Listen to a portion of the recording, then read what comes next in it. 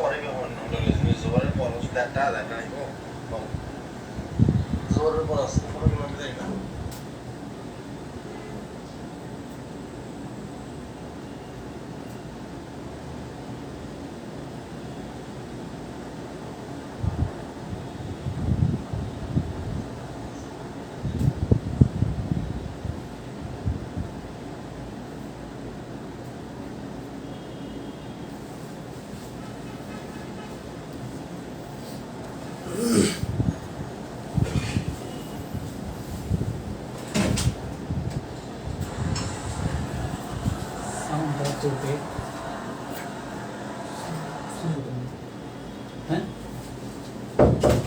السلام عليكم سر سر سر مدرب كلمة سر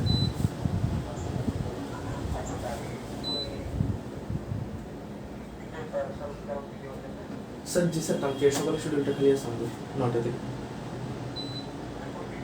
এরপর হচ্ছে sir panel এবং 12:20 থেকে হচ্ছে আপনার কর্পোরেট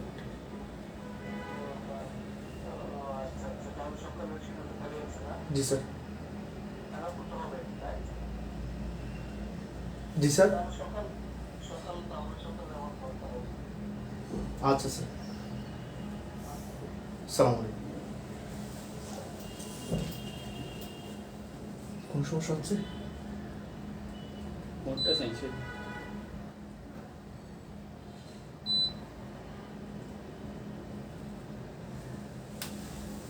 এতক্ষণ হাওয়া বের হচ্ছিল তোমার না ফ্যান চালু ছিল কিন্তু এখনই তো হচ্ছে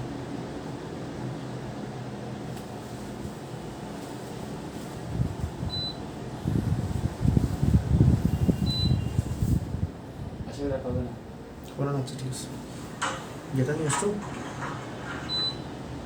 যেখানে একটা ইয়ার দেয় তোমার আনতে যাবে সামিরা ওয়ালাইকুম আচ্ছা ও তো মেনশন হয়েছে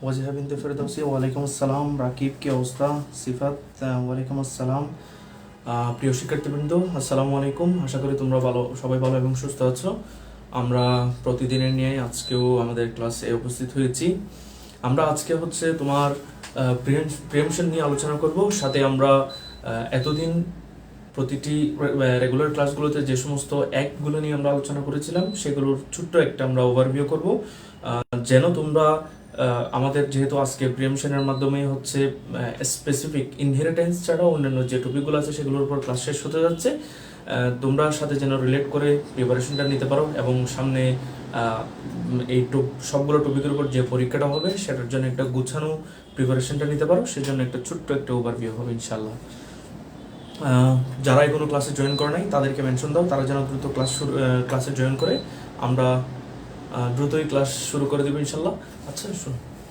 বেশি প্রবলেম হচ্ছে মানে কততে দিলে প্রবলেমটা হচ্ছে ফ্যান মোটটা চালু হয়ে আছে বন্ধ হচ্ছে না তারপর আমাকে তুমি জানেননি কেমনে এটা মুডটা চেঞ্জ করা তো ঠিক হয়ে যায় হচ্ছে না কেন কন্টিনিউ এটা দেখ না পঁচিশটা এটা কমা যায় কমছে না তো এটা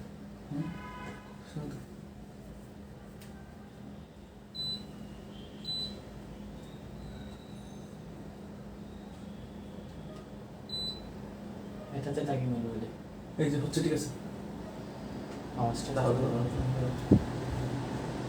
এটাতে থাকে মেলোডি বাট আওয়াজটা আসতে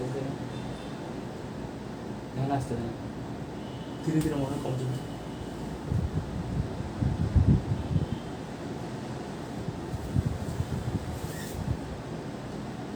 এটা কি সাউন্ড হচ্ছে আচ্ছা আমাকে ক্লিয়ারলি শোনা যাচ্ছে কিনা দেখো তো কোনো রকমের সাউন্ড হচ্ছে কিনা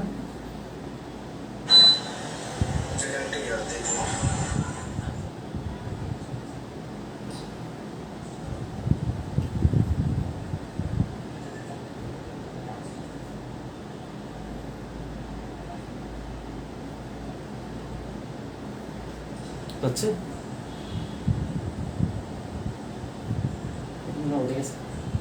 হ্যাঁ ওয়ালাইকুম আসসালাম হ্যাঁ ঠিক আছে না আচ্ছা নাকি একটু বাড়া মানে সাউন্ড একটু কমে কখন ফ্যানটা অফ করে দিলে কমে যায় ফ্যানটা অফ করতে কারণ ফ্যান অফ এখন হয়ে গেছে না? ঠিক আছে, তাহলে এখন আবার উঠতে যাবে। হ্যাঁ, ঠিক আছে, ঠিক আছে, ঠিক আছে। আচ্ছা, ঠিক আছে। তাহলে আমরা আজকে আমাদের ক্লাস শুরু করতে যাচ্ছি। আমাদের ক্লাসের টপিক হচ্ছে প্রিএমশন। আমরা প্রিভিয়াস ক্লাসের মধ্যে উইল এবং ওয়াকফ নিয়ে আলোচনা করেছি এবং ওই ক্লাসে আমরা পুরোপুরি এই বিষয়গুলো নিয়ে কভার করেছিলাম। তো আজকেরটা হচ্ছে আমাদের ইনহেরিটেন্স ছাড়া অন্যান্য যে টপিকগুলো আছে সেগুলোর উপর লাস্ট ক্লাস।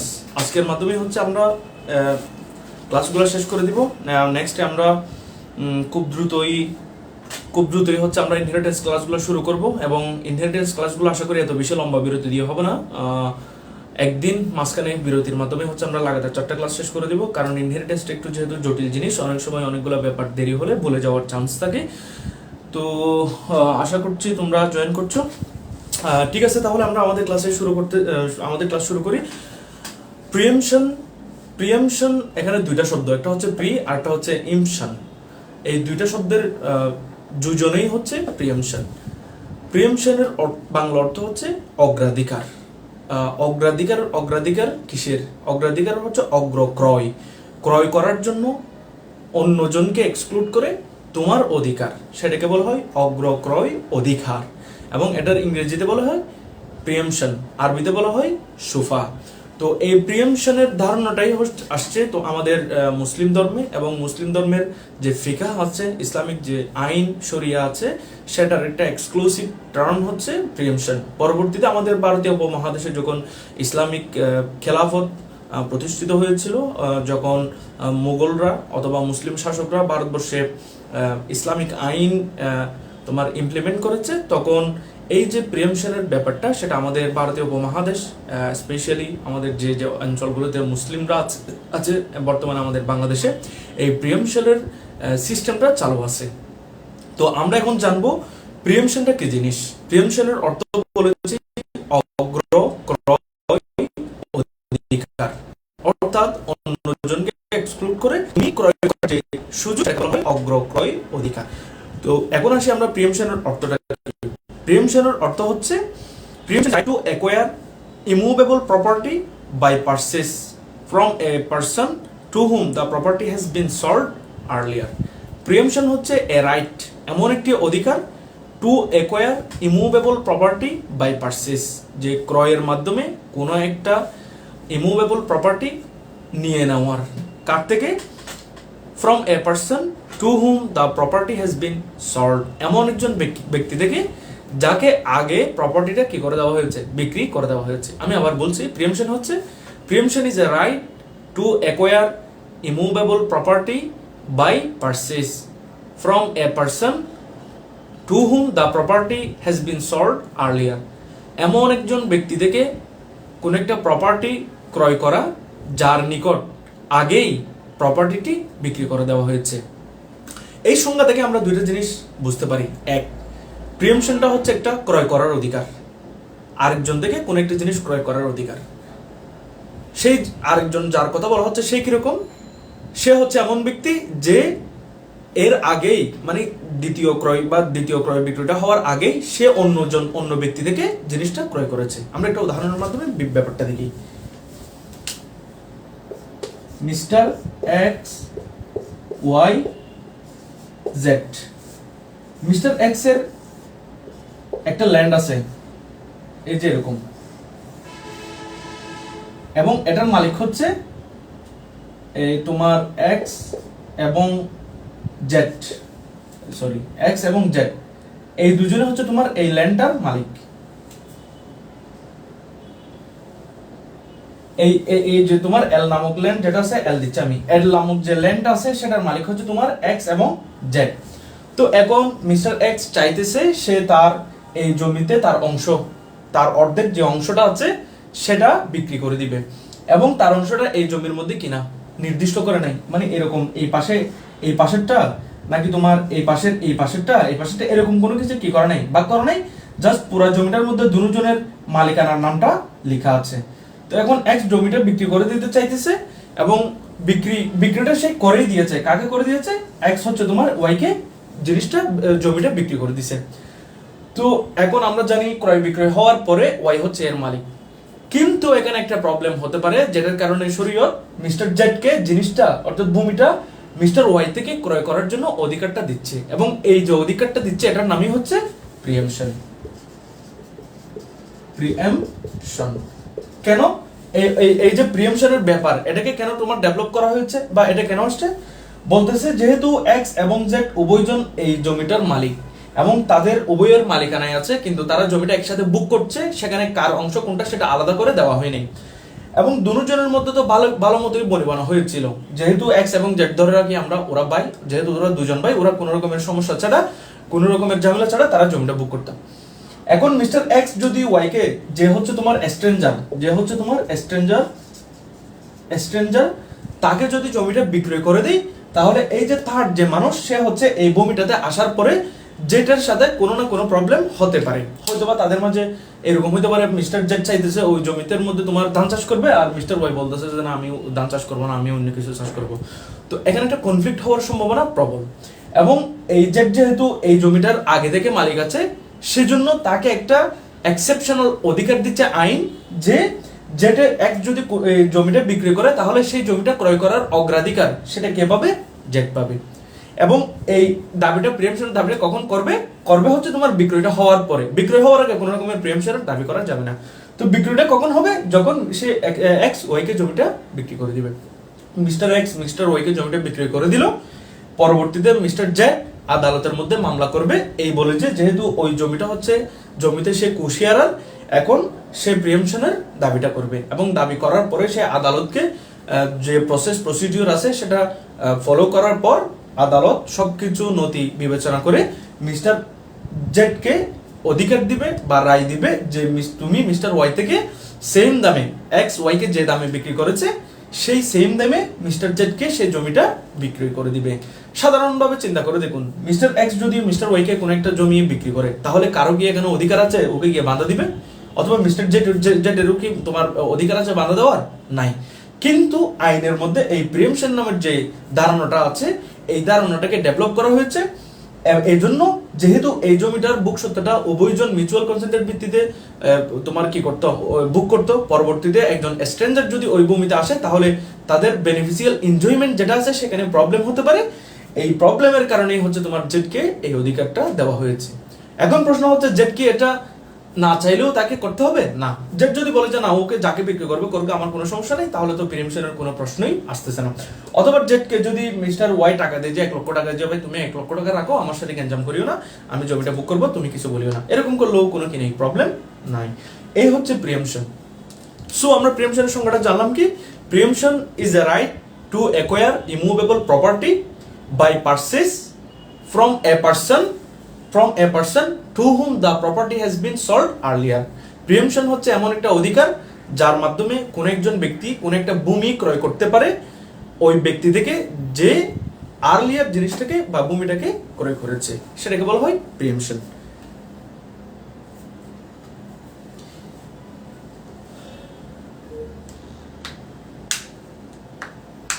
এখন আমরা সরাসরি চলে যাব কে কে হচ্ছে প্রিএমশন করতে পারে, মানে কার কার প্রিএমশনের অধিকার আছে। আচ্ছা, এর আগে আমি তোমাদেরকে দুইটা জিনিস জানিয়ে দিই। এই প্রিএমশনের আলোচনার সময় আমরা দুইভাবে আলোচনাটা করব। একটা হচ্ছে মুসলিম শরিয়া আইনের ব্যাপার, মুসলিম শরিয়া, আরেকটা হচ্ছে স্ট্যাটিউটরি ল নিয়ে আমরা হচ্ছে আলোচনা করব। মুসলিম ল এখন যেগুলো বলতেছি মানে সেগুলো হচ্ছে মুসলিম ল, আর লাস্টটা হচ্ছে স্ট্যাটিউটরি অর্থাৎ আমাদের দেশীয় আইনের মধ্যে কি কি বলা আছে সেগুলো নিয়ে আমরা আলোচনা করব। প্রিয় শিক্ষার্থীরা, আমরা প্রিএমশনের সংজ্ঞাটা জানলাম। প্রিএমশনের তোমার অধিকারটা কেন দেওয়া হয়েছে, যে থার্ড পার্টি কোন একজন ব্যক্তিকে এক্সক্লুড করার জন্য, কিসের থেকে? যেহেতু এখানে একটা কনফ্লিক্ট হওয়ার সম্ভাবনা আছে সেই জন্য। এখন আমরা জানবো যে who are entitled to right to preempt, who are entitled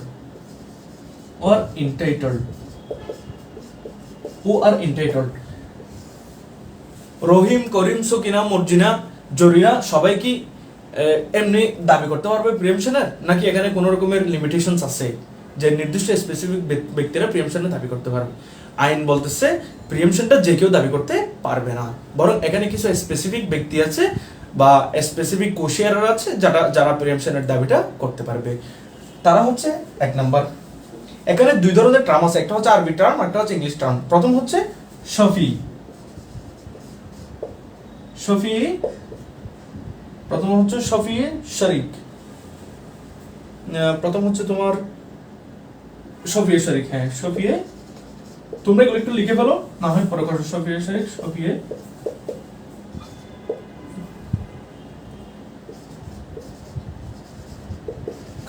sorry, এটা হচ্ছে তোমার টি খালিদ, আর একটা হচ্ছে শফিয়ে জার। এটাকে ইংরেজি বলা হয় শেয়ারার, কুশিয়ারার আর কি। এটা হচ্ছে কুশিয়ারার, কুশিয়ারার। তারপর হচ্ছে তোমার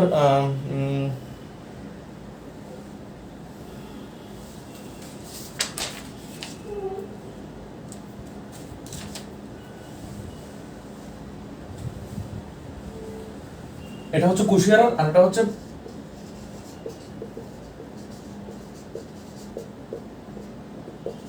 ইন বেনিফিট। এটা লিখি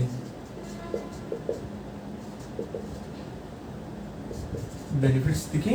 এরপর হচ্ছে একটা হচ্ছে তোমার শফিয়ে জার। শফিয়ার হচ্ছে owner of adjoining property।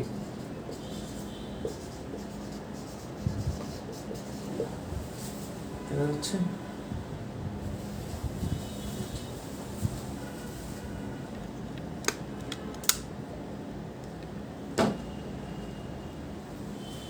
আচ্ছা,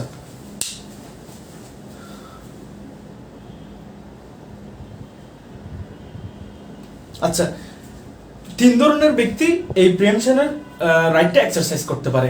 এক নম্বরের মধ্যে ওকে বলা হচ্ছে শাফিয়ে শরিক, যেটাকে ইংলিশে বলা হয় কোশিয়ারার। শাফিয়ে শরিক বা কোশিয়ারার।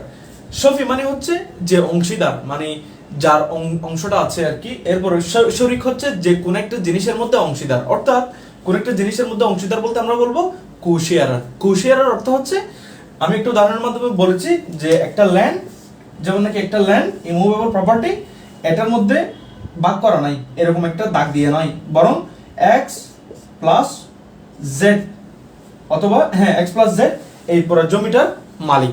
তো এখানে হচ্ছে এক্স নিজেও কোশিয়ারার, জেড নিজেও কোশিয়ারার, অথবা পরস্পর হচ্ছে কোশিয়ারার আর কি। তারা উভয়জন শেয়ার করে প্রপার্টিটা মালিক, এটাকে বলা হয় কোশিয়ারার।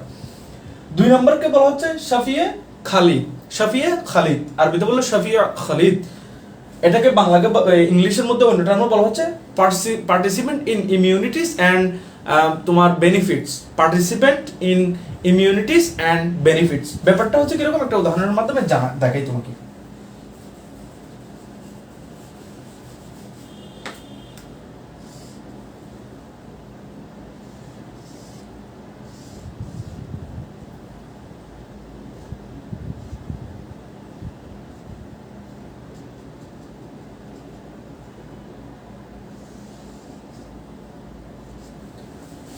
এই জিনিসটাকে দেখা যাচ্ছে ছবিটা, আমি একটু নিচু করি, মনে হয় তাহলে একটু ক্লিয়ার করে দেখা যাবে।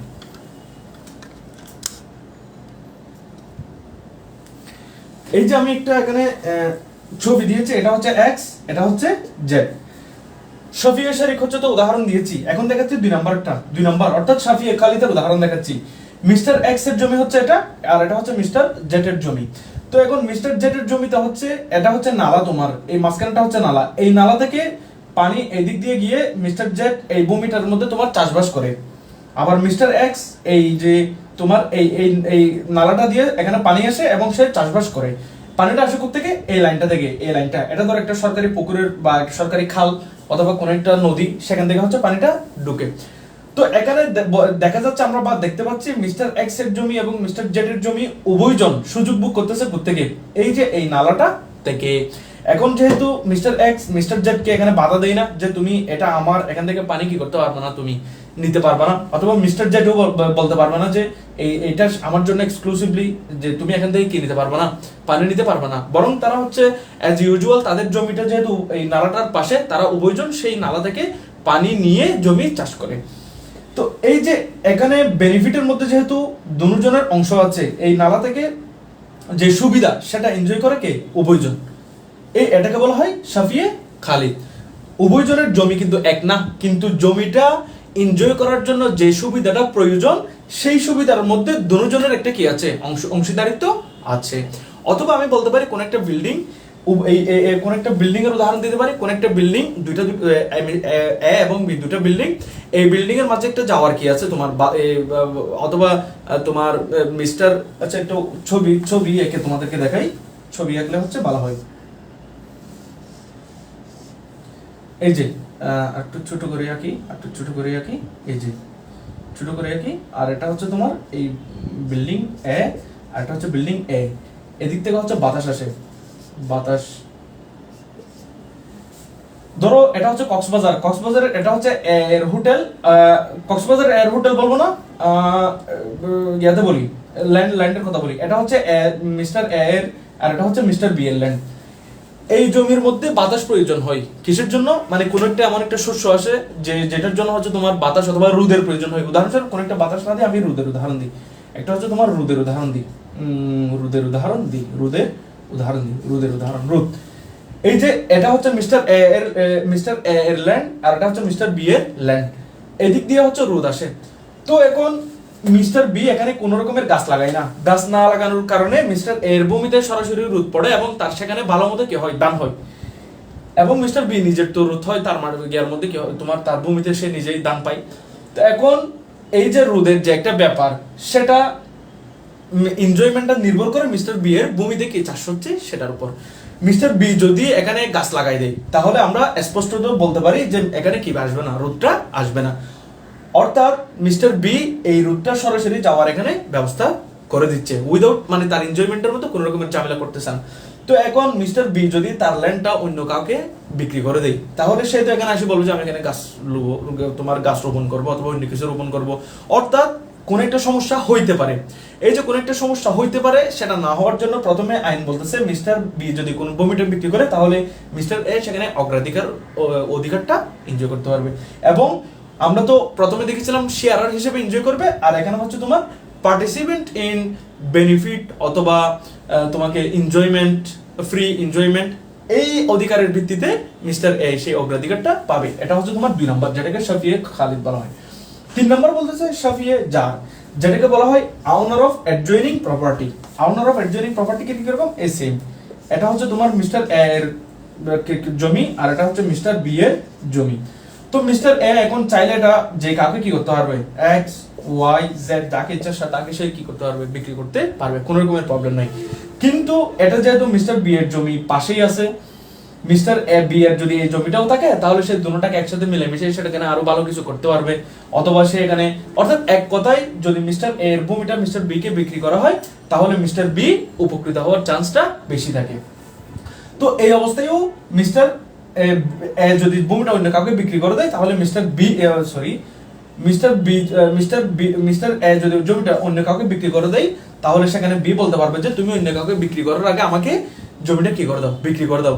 এক্ষেত্রে শুধু দাবি করলে হবে না, বরং শাফিয়ে জার মানে আউনার অফ অ্যাডজয়নিং প্রপার্টি, এই যে তোমার মিস্টার বি যে দাবি করতেছে মিস্টার বি এর ভূমিটা যেহেতু এর পাশে, এখানে কোন একটা কারণ দেখাইতে হবে যে মিস্টার বি যদি এ থেকে জমিটা ক্রয় করে তাহলে তার কোন একটা উপকার হবে, অথবা তার এখানে জমিটাকে ভালো মতো এনজয় করার জন্য মিস্টার এর প্রপার্টিটা তার জন্য উচিত কেনা উচিত, সেটা তাকে আদালতের কাছে দেখাইতে হবে এবং আদালত সবকিছু বিবেচনা করে তখন হচ্ছে তোমার গ্রান্ট করবে যে এই জমিটা কে পাবে কে পাবে না। কিন্তু ওভারঅল আমরা এই যে হুয়ার এন্টাইটলের মধ্যে মূলত দেখাতে চেয়েছি যে ব্যাপার, সেটা হচ্ছে এই যে প্রিএমশন দাবিটা করতে পারে 3 ধরনের মানুষ। এক নাম্বার হচ্ছে শাফিয়ে শরীক, 2 নাম্বার হচ্ছে শাফিয়ে খালিদ, 3 নাম্বার হচ্ছে তোমার শাফিয়ে জার। শাফিয়ে শরীক হচ্ছে কোশিয়ারার আর শাফিয়ে খালিদ হচ্ছে পার্টিসিপেন্ট ইন বেনিফিটস, ইমিউনিটিস অথবা ফ্রি এনজয়মেন্ট। আর 3 নম্বরের মধ্যে হচ্ছে শাফিয়ে জার, যেটার অর্থ হচ্ছে আউনার অফ অ্যাডজয়নিং প্রপার্টি। এই 3 ধরনের প্রপার্টির মালিক এই তোমার প্রিএমশনটা দাবি করতে পারে। আমার কথা কি ক্লিয়ার? কোনো কিছু বোঝা গেছে কিনা বলো তো? বাই কোশিয়ারার বাই ইনহেরিটেন্স নাকি পারসেস নাকি বোথ? আচ্ছা, এখানে তুমি প্রশ্নটা একটু এগিয়ে করেছো। কোশিয়ারারটা স্পেসিফিকলি শরীয়তের মধ্যে, অর্থাৎ মুসলিম ল শরীয়তের মধ্যে স্পেসিফিকলি বলা নাই যে প্রিএমশনটা দাবি করতেছে সে কি ওই প্রপার্টিটা ইনহেরিটেন্স সূত্রে মালিক হয়েছে, নাকি কেনার মাধ্যমে হয়েছে, নাকি হেবার মাধ্যমে হয়েছে, নাকি অন্য কোনো ওয়েতে হয়েছে। কিন্তু আমাদের যে দেশীয় আইন যেখানে সেট অ্যাক্ট এবং নেট অ্যাক্ট, ওইখানে বলা আছে যে প্রিয়মশন দাবি করতে পারবে ওই ব্যক্তি যে ইনহেরিটেন্স সূত্রে প্রপার্টির অ্যাডজয়নিং প্রপার্টি বা ওই প্রপার্টিটার যে সে মালিক হয়েছে। এরপরে যেটা তুমি প্রশ্ন করেছো পার্সেসের ব্যাপারটা নিয়ে স্পেসিফিকলি বলা হয়নি যে পার্সেসের কারণে মালিক হলে তোমার প্রিয়মশনের দাবি করতে পারবে নাকি পারবে না। তবে কেস ল এর মাধ্যমে দেখা যায় কেউ পার্সেসের সূত্রে যদি জমির অ্যাডজয়নিং জমির মালিক হয় সেও কি করতে পারে, তোমার প্রিয়মশনের দাবি করতে পারে। আচ্ছা, আমার কথা কি ক্লিয়ার? তোমরা কি ব্যাপারগুলো বুঝেছো? আমাকে একটু জানাও তো কোনো প্রশ্ন আছে কিনা, এই তিনটা জিনিসের মধ্যে কোনো প্রশ্ন আছে কিনা একটু জানাও। এরপরে আমরা চলে যাব হচ্ছে রিলিজিয়ন অফ প্রিয়েম্পটর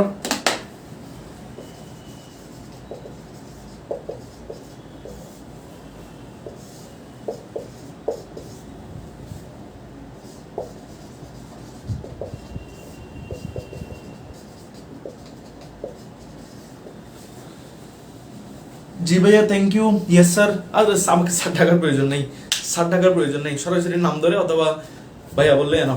আচ্ছা, এখন আমরা যেটা বলবো সেটা হচ্ছে আমরা ইতিমধ্যেই পড়েছি যে প্রিয়াম্পশনের যে নোশন, যে ধারণা, সেটা ডেভেলপ হয়েছে আমাদের মুসলিম আইনে। তো এখন mister A, mister B, mister C, M হচ্ছে মুসলিম, মিস্টার বি হচ্ছে মুসলিম, মিস্টার সি হচ্ছে হিন্দু অথবা এ হচ্ছে তোমার, মিস্টার বি হচ্ছে তোমার হিন্দু। এখন যদি তোমার mister A, mister B, mister C এরা সবাই যদি তোমার মুসলিম হয়, 1 2 3, এ হচ্ছে বিক্রেতা, আর এটা হচ্ছে ক্রেতা, আর এটা হচ্ছে সি হচ্ছে তোমার দাবিকারী, মানে প্রিয়াম্পশন যে দাবি করতেছে আর কি, দাবিকারী। মিস্টার এ অর্থাৎ বিক্রেতা, মিস্টার বি ক্রেতা, আর মিস্টার সি অর্থাৎ দাবিকারী, তিনজন যদি মুসলিম হয় তাহলে এখানে কোনো রকমের সমস্যা নাই। বলতেছে শরীয়ত আইনের মধ্যে বলতেছে যদি ক্রেতা, বিক্রেতা এবং প্রিয়াম্পশন দাবিকারী তিনজনের ধর্ম যদি সেম হয়, মুসলিম হয়, তাহলে সেখানে কোনো রকমের সমস্যা নাই বা সাধারণত সমস্যা হওয়ার প্রশ্নই আসে না। এখন দেখা গেল মিস্টার এ অর্থাৎ বিক্রেতা সে মুসলিম, এরপর হচ্ছে তোমার ক্রেতা সেও হচ্ছে তোমার মুসলিম, কিন্তু যে প্রিয়াম্পশন দাবি করছে সে যদি হিন্দু হয় তাহলে সেটার কি অবস্থা? এরকম দাবি কি কেউ করতে পারবে, মানে করার কি সুযোগ আছে? তো অ্যাকচুয়ালি আমরা যদি শরীয়তের দৃষ্টিতে উত্তর দিই তাহলে বলতেছে সে অর্থাৎ অমুসলিম যে হচ্ছে এক কথায় মুসলিম নয়, সে প্রিয়াম্পশনের দাবিটা করতে পারবে না, কারণ প্রিয়াম্পশনটা তার জন্য প্রযোজ্য নয়। এটা হচ্ছে মুসলিম আইনের শরীয় আইন।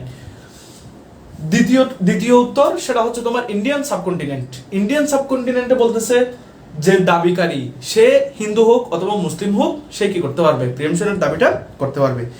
এবং এক্ষেত্রে একটা মামলা আছে, মামলাটার নাম হচ্ছে তোমার গোবিন্দ দয়াল ভার্সেস, মামলাটা একটু লিখে নাও, গোবিন্দ, প্রশ্ন আসবে এখান থেকে, গোবিন্দ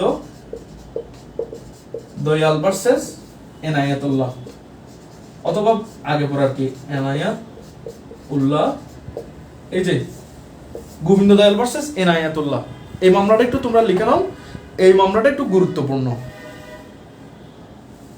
1885 যে আমি 2 নম্বর যে অবস্থা বলছিলাম সেটা হচ্ছে বিক্রেতাও মুসলিম, ক্রেতাও মুসলিম।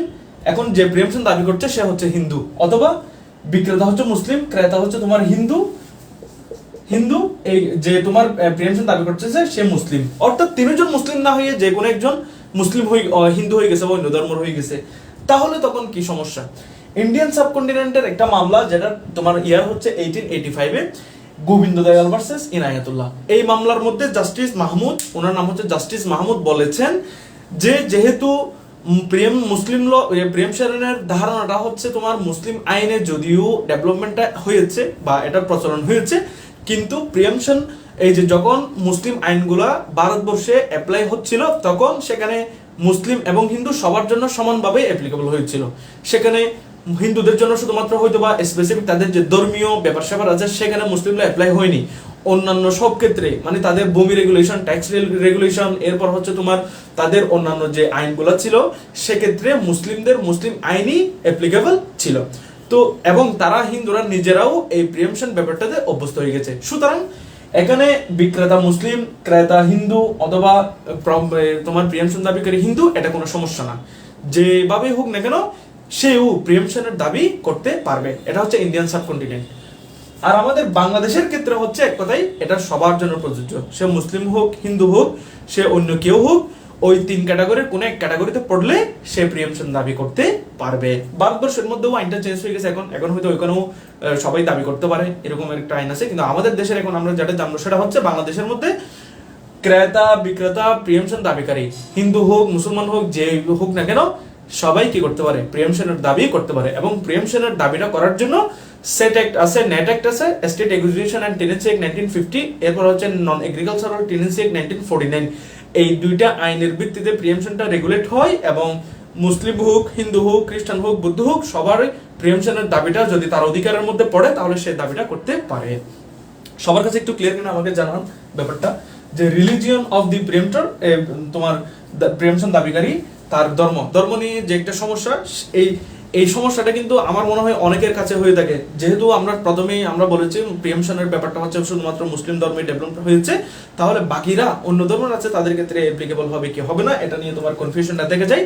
আমার মনে হয় এই আলোচনার মাধ্যমে তোমাদের কনফিউশনটা চলে যাওয়া উচিত। 3টা কথা বলেছি, মুসলিম শরীয়ত আইনের মধ্যে অমুসলিমদের জন্য প্রিয়ামশন প্রযোজ্য না, আর আমাদের বাংলাদেশের আইনে সেটা ঠিক উল্টো, মুসলিম হোক অমুসলিম হোক সবার জন্য প্রিয়ামশনের রাইটটা প্রযোজ্য।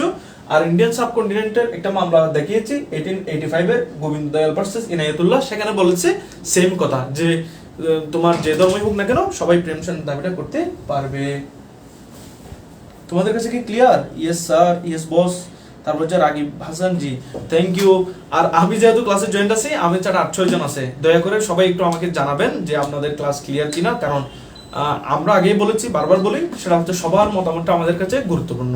একজনও যদি না বুঝেন তাহলে আমরা ওই একজনকে বোঝানোর জন্য কমিটেড।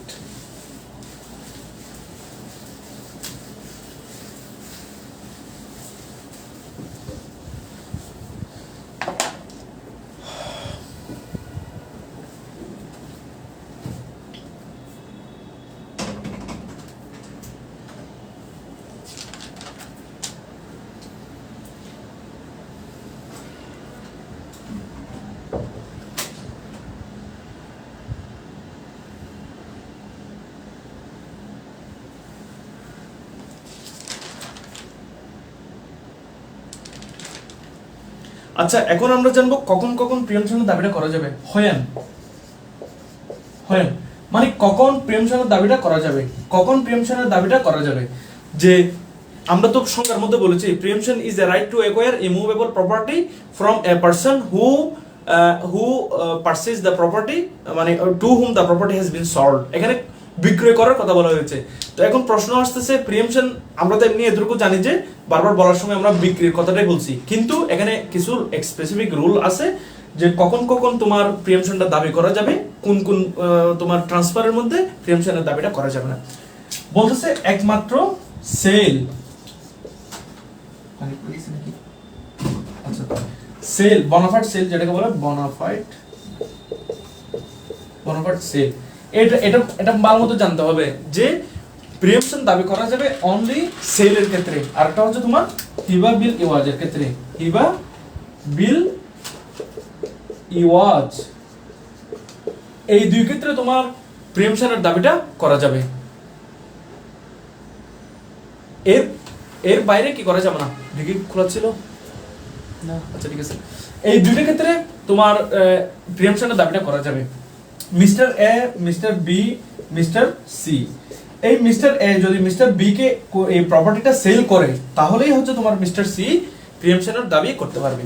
অনুরূপভাবে মিস্টার এ যদি মিস্টার বি কে হিবা বিল ইওয়াজ, অর্থাৎ কনসিডারেশনের বিনিময়ে যদি তোমার গিফট করে, হেবা করে, তখনই হচ্ছে তোমার মিস্টার সি এই তোমার প্রিয়ামশনের দাবিটা করতে পারবে। এছাড়া নিম্নোক্ত ক্ষেত্রে কি করা যাবে না, প্রিয়ামশনের দাবিটা করা যাবে না। এই যে কখন না করা যাবে না, এক নম্বর হচ্ছে যদি গিফট করে, এরপর হচ্ছে তোমার হেবা করে, এরপর হচ্ছে তোমার ওয়াকফ, এরপর হচ্ছে তোমার এক্সচেঞ্জ, এরপর হচ্ছে তোমার লিজ, এরপর হচ্ছে তোমার মর্টগেজ। কেউ ধরো কোন একটা property mister A mister B কে প্রপার্টিটা গিফট করলো, কি করলো, গিফট করলো। এই গিফট করলে কি করতে পারবে না, প্রিএমশনের দাবি করতে পারবে না। অনুরূপ হেবা করলো, হেবা করা মানে হচ্ছে তোমার গিফট, এরপর হচ্ছে হেবা, হেবা মানে হচ্ছে উইল আর কি, মানে মৃত্যুর পরবর্তীতে যেটা কার্যকর হয়। হেবা করলে তখন সেখানেও কি করা যাবে না, এই যে প্রিএমশনের দাবি করা যাবে না। 3 নম্বর হচ্ছে ওয়াকফ করেছে, কোন একটা মসজিদের জন্য, মাদ্রাসার জন্য কোন একটা ভূমি ওয়াকফ করেছে, সেখানেও কি করা যাবে না, প্রিএমশন দাবি করা যাবে না। এক্সচেঞ্জ, এক্সচেঞ্জ মানে আমি তোমাকে একটা জিনিস দিলাম, বিনিময়ে তুমি আমাকে আরেকটা জিনিস দিলা, এক্সচেঞ্জ করলাম, মানে যেটা সেল না। সেল হচ্ছে অপরিচিত মানুষের মধ্যে হয়, এক্সচেঞ্জটা অনেক সময় পরিচিত মানুষদের মধ্যে হয়, সমান জিনিসের মাধ্যমে হয় আর কি এক্সচেঞ্জ। সেই এক্সচেঞ্জ করলে সেখানেও কি করা যাবে না, প্রিএমশনের দাবি করা যাবে না। অনুরূপভাবে লিজ দিলে, মর্টগেজ করলে সেখানে প্রিএমশনের দাবি করা যাবে না। এখন একটা প্রশ্ন আসতেছে, ধরেন মিস্টার এ মিস্টার বি কে যদি ভূমিটা বিক্রি করে, তাহলে মিস্টার সি প্রিএমশনের দাবি করে ফেলবে। এই যে মিস্টার সি প্রিএমশনের দাবি করবে, এটা থেকে দূরে থাকার জন্য মিস্টার এ মিস্টার বি কে নামে হেবা গিফট করে দিল, তাহলে কি প্রিএমশনের দাবি করা যাবে? অবশ্যই করা যাবে। মিস্টার সি আদালতের মধ্যে ফ্রডের মামলা করলে এবং এই যে গিফটের মধ্যে সে যদি দেখাইতে পারে যে মিস্টার সি কে ডিফ্রড করার জন্য, তাকে প্রতারণা করার জন্যই হচ্ছে মিস্টার এ মিস্টার বি কে জমিটা বিক্রি করতেছে, তখন আদালত সবকিছু বিবেচনা করে তাদের সেই গিফটটা বাতিল ঘোষণা করতে পারে এবং মিস্টার সি কে প্রিএমশনের যে অধিকার সেটা এক্সারসাইজ করার সুযোগ করে দিতে পারে। প্রিয় শিক্ষার্থীবৃন্দ, আমরা জানলাম সেলের ক্ষেত্রে প্রিএমশন দাবি করা যাবে, হেবা বিল ওয়াজের ক্ষেত্রে প্রিএমশনের দাবি করা যাবে। কখন করা যাবে না? গিফট, হেবা, ওয়াকফ, এক্সচেঞ্জ, লিজ, মর্টগেজ, এই ক্ষেত্রে কোনো রকমের তোমার এই যে প্রিএমশনের দাবি করা যাবে না।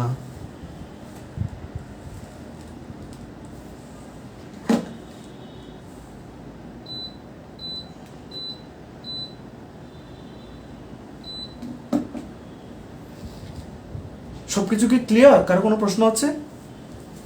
কারো কোনো প্রশ্ন থাকলে প্রশ্নটা তোমরা জানাও, আমি তোমাদেরকে ক্লাসের ফাঁকে ফাঁকে রিপ্লাই দিয়ে দেবো ইনশাআল্লাহ।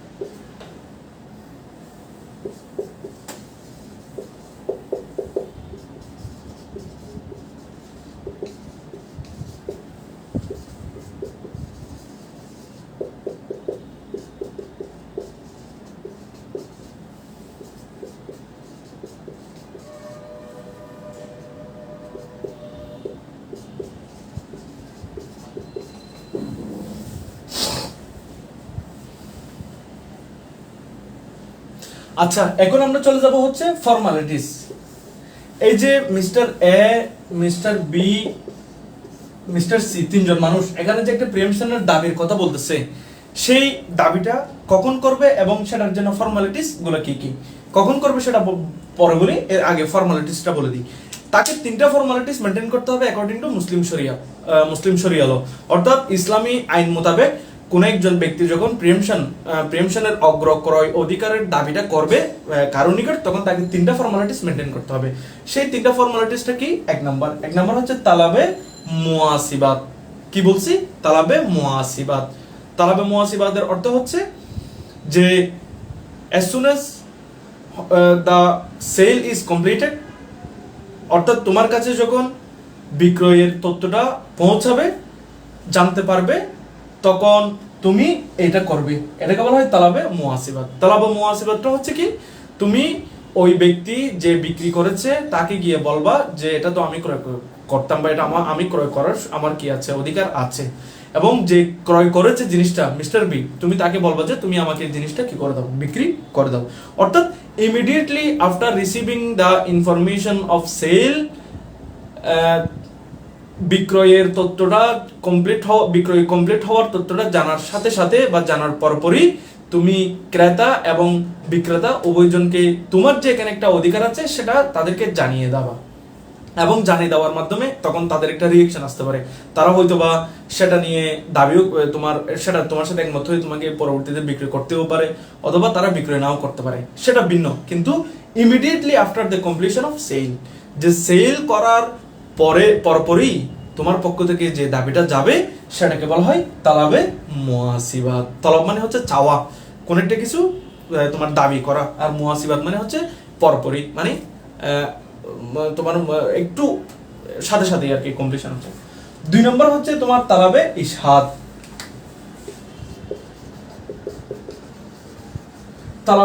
তালাবে ইশহাদ অর্থ হচ্ছে, তো প্রথমে তুমি এটা করেছো, 1 নাম্বারটা করে ফেলেছো তালাবে মুহাসিবাত, করার পরে তাদের পক্ষ থেকে একটা তোর রিঅ্যাকশন আসবে, তারা বলবে যে আমরা আচ্ছা ঠিক আছে আমরা তোমাকে বিক্রয় করব, অথবা তারা বলবে যে আমরা তোমাকে বিক্রয় করব না, অথবা তারা চুপচাপ থাকবে, যে তারা শোনার পর তোমাকে কোনো রিঅ্যাকশন দিচ্ছে না। যেভাবেই হোক না কেন, তাদের পক্ষ থেকে যদি কোনো রকমের পজিটিভ আনসার পাওয়া না যায় এবং একটা নির্দিষ্ট সময় যাওয়ার পরে, সেটা বেশি দিন হবে না, 2 মাসের চেয়ে বেশি হতে পারবে না, তুমি গিয়ে তাদেরকে 2জন উইটনেস সহ যাবা, 2জন সাক্ষী সহ নিয়ে যাবা, গিয়ে তাদেরকে বলবা যে সেম কথা আগে যেটা বলেছো, যে আমি তোমার থেকে জিনিসটা ক্রয় করার অধিকার রাখি, কারণ আমার এই কারণে। এই যে এখানে তুমি 2জন সাক্ষী নিয়ে গেলা এবং 2জন সাক্ষীর উপস্থিতিতে সেটা দাবি করলা, এটাকে বলা হয় তালাবে ইশহাদ। ইশহাদ অর্থ হচ্ছে সাক্ষী রাখা, যেহেতু সাক্ষীদের উপস্থিতিতে এই তলবটা হচ্ছে, এই তোমার প্রিয়ামশনের দাবিটা হচ্ছে, সেজন্য এটাকে বলা হয় তালাবে ইশহাদ। 3 নম্বর হচ্ছে তালাবে তামলিক। এটা হচ্ছে তোমার ফাইনাল,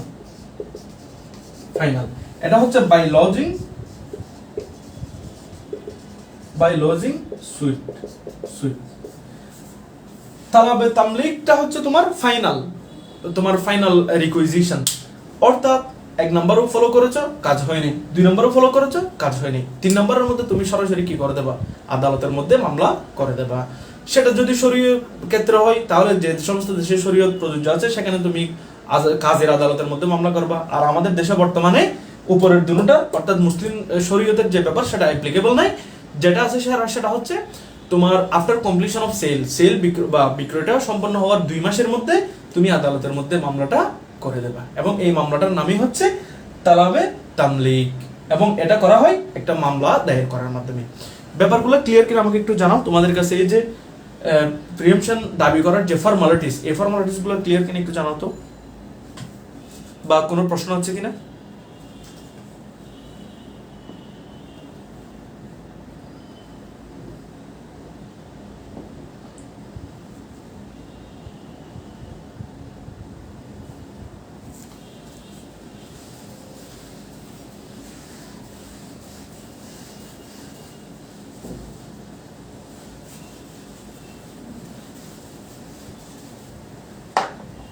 ভাইয়া 2 নম্বরটা আরেকবার প্লিজ। 2 নম্বরটা হচ্ছে তোমার তালাবে ইশহাদ টু উইটনেস। ধরো তুমি প্রথমটা শেষ করেছো, অর্থাৎ আফটার ইমিডিয়েট সেলটা হওয়ার পরপরই তুমি তাদেরকে গিয়ে বলেছো যে তোমার ক্রেতা বা বিক্রেতাকে গিয়ে বলেছো যে মিস্টার বি, আমি তো জায়গাটা ক্রয় করার অগ্রাধিকার রাখি, কারণ তার পাশে একটা আমার ভূমি আছে, অথবা সে যে নালা থেকে পানি দেয় আমিও সেই নালা থেকে পানি দেয়, অর্থাৎ আমার এনজয়মেন্টটা তার উপর, অর্থাৎ আগে আমরা যে 3 জনের কথা বলেছিলাম সেই 3টার কোন একটা অধিকার রাখে, গিয়ে সে বিক্রেতাকে বলছে কথাটা। এখন বিক্রেতার পক্ষ থেকে কোনো রকমের রিঅ্যাকশন আসে নাই, সে কোনো হাও বলে নাই, নাও বলে না, তবে চুপ থাকছে, তখন হচ্ছে এই তালাবে ইশহাদ। 2 নম্বর তলব মানে হচ্ছে 2 নম্বর অনুরোধ। 2 নম্বর অনুরোধটা করার সময় যে অনুরোধটা করবে, অর্থাৎ প্রিএম্পটার, সে 2টা উইটনেস সহ এই তলবটাকে করবে, 2জন মানুষকে উপস্থিত রেখে তাদেরকে সাক্ষী রাখবে যে আপনারা সাক্ষী থাকেন, আমি ওর কাছে এই জিনিসটা চাইতেছি, আমি যে একটা অধিকার আছে সেই অধিকারটা আমি চাই। এই যে অধিকার চাওয়ার ক্ষেত্রে 2জন উইটনেস রাখা, এটাকে বলা হয় তালাবে ইশহাদ। আর 3 নম্বরটা হচ্ছে তালাবে তামলিক, অর্থাৎ মালিক বানাই দেওয়ার জন্য রিকুইজিশন করা, দাবি করা, ওইটা হবে সরাসরি মামলার মাধ্যমে, by filing a suit in the code of law, অর্থাৎ আইন বা সরাসরি আইনের প্রসেসে, আইনের পদ্ধতিতে আদালতে মামলা করার মাধ্যমে। ভাইয়া 1-2 ইয়ার পরে প্রিএমশন ক্লেম করা যাবে, সে হাফনা করা যাবে না। আমরা স্ট্যাটিউটরি ল যেটা পার্ট যখন চলে আসবে তখন সেখানে সবগুলো বলবো, কে আমাদের দেশের আইন মোতাবেক কে দাবি করতে পারবে, তারপর হচ্ছে তোমার কখন দাবি করতে পারবে, কখন এই দাবিটা করার অধিকার হারিয়ে ফেলবে, আমরা সেটা বলবো। তবে এই মুহূর্তের উত্তর হচ্ছে 1-2 বছরের মধ্যে, 1-2 বছর পরে করলে হবে না। আচ্ছা, এখন আমরা একটা বারবার কথা বলেছি আফটার কমপ্লিশন অফ সেল, আমরা এই কথাটা বারবার বলছি যে বিক্রয় পরিপূর্ণ হওয়ার পর। এখন একটা প্রশ্ন আসতেছে, বিক্রয় কখন পরিপূর্ণ হয়? বিক্রয় কখন কখন পরিপূর্ণ হয়?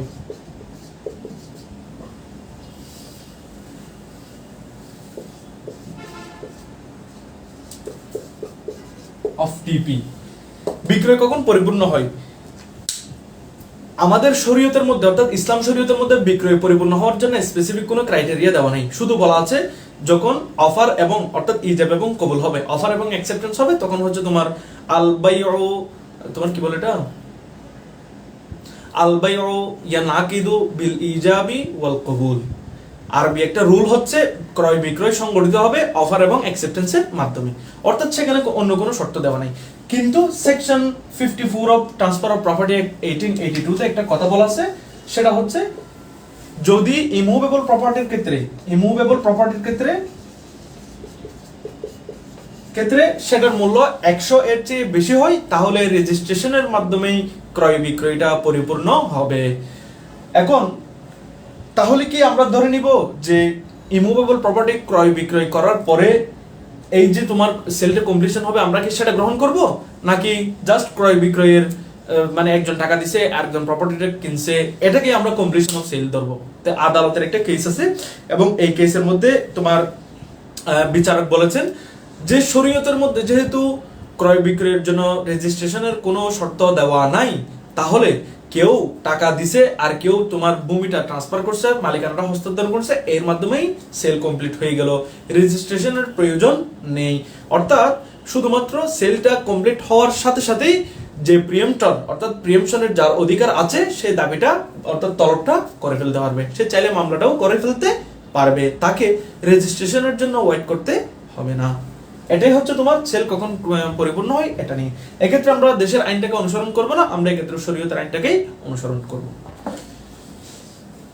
বলা হচ্ছে ভাইয়া লুকিয়েও তো সেল দিতে পারে, কতদিনের মধ্যে প্রিএম্পশন ক্লেম করা যাবে? আচ্ছা, এটা আমি তাহলে বলে দিই, এখনই বলে দিই। সেটা হচ্ছে তোমার, তুমি যেহেতু অনেকগুলো প্রশ্ন, আচ্ছা আমি বলেছি section 96 of state aggregation and tenancy act 1950, এই আইনের মধ্যে তোমার সেকশন 96 এর মধ্যে বলা আছে 2 মাসের মধ্যে হচ্ছে কি করতে পারবে, after completion of sale, sale যে কমপ্লিট হয়েছে সেটা নলেজ তোমার কাছে আসার পরে 2 মাসের মধ্যে তুমি কি করতে পারবা, মামলা করতে পারবা। এখানে বলা হয়েছে নলেজ অফ সেল কমপ্লিশন। এখন কেউ যদি লুকাই সেল করে, তাহলে সে তো এখানে ফ্রড করছে, এবং এই ফ্রডের কারণে তোমার অধিকারটা কি হবে না, ক্ষুণ্ণ হবে না, বরং তুমি জানার পরে, তুমি ধরো কিরকম জানা, ও কি তোমাকে মাইক নিয়ে আসি বলবে জানার কথা না, বরং তোমাকেও কি করতে হবে, একটু খোঁজখবর রাখতে হবে।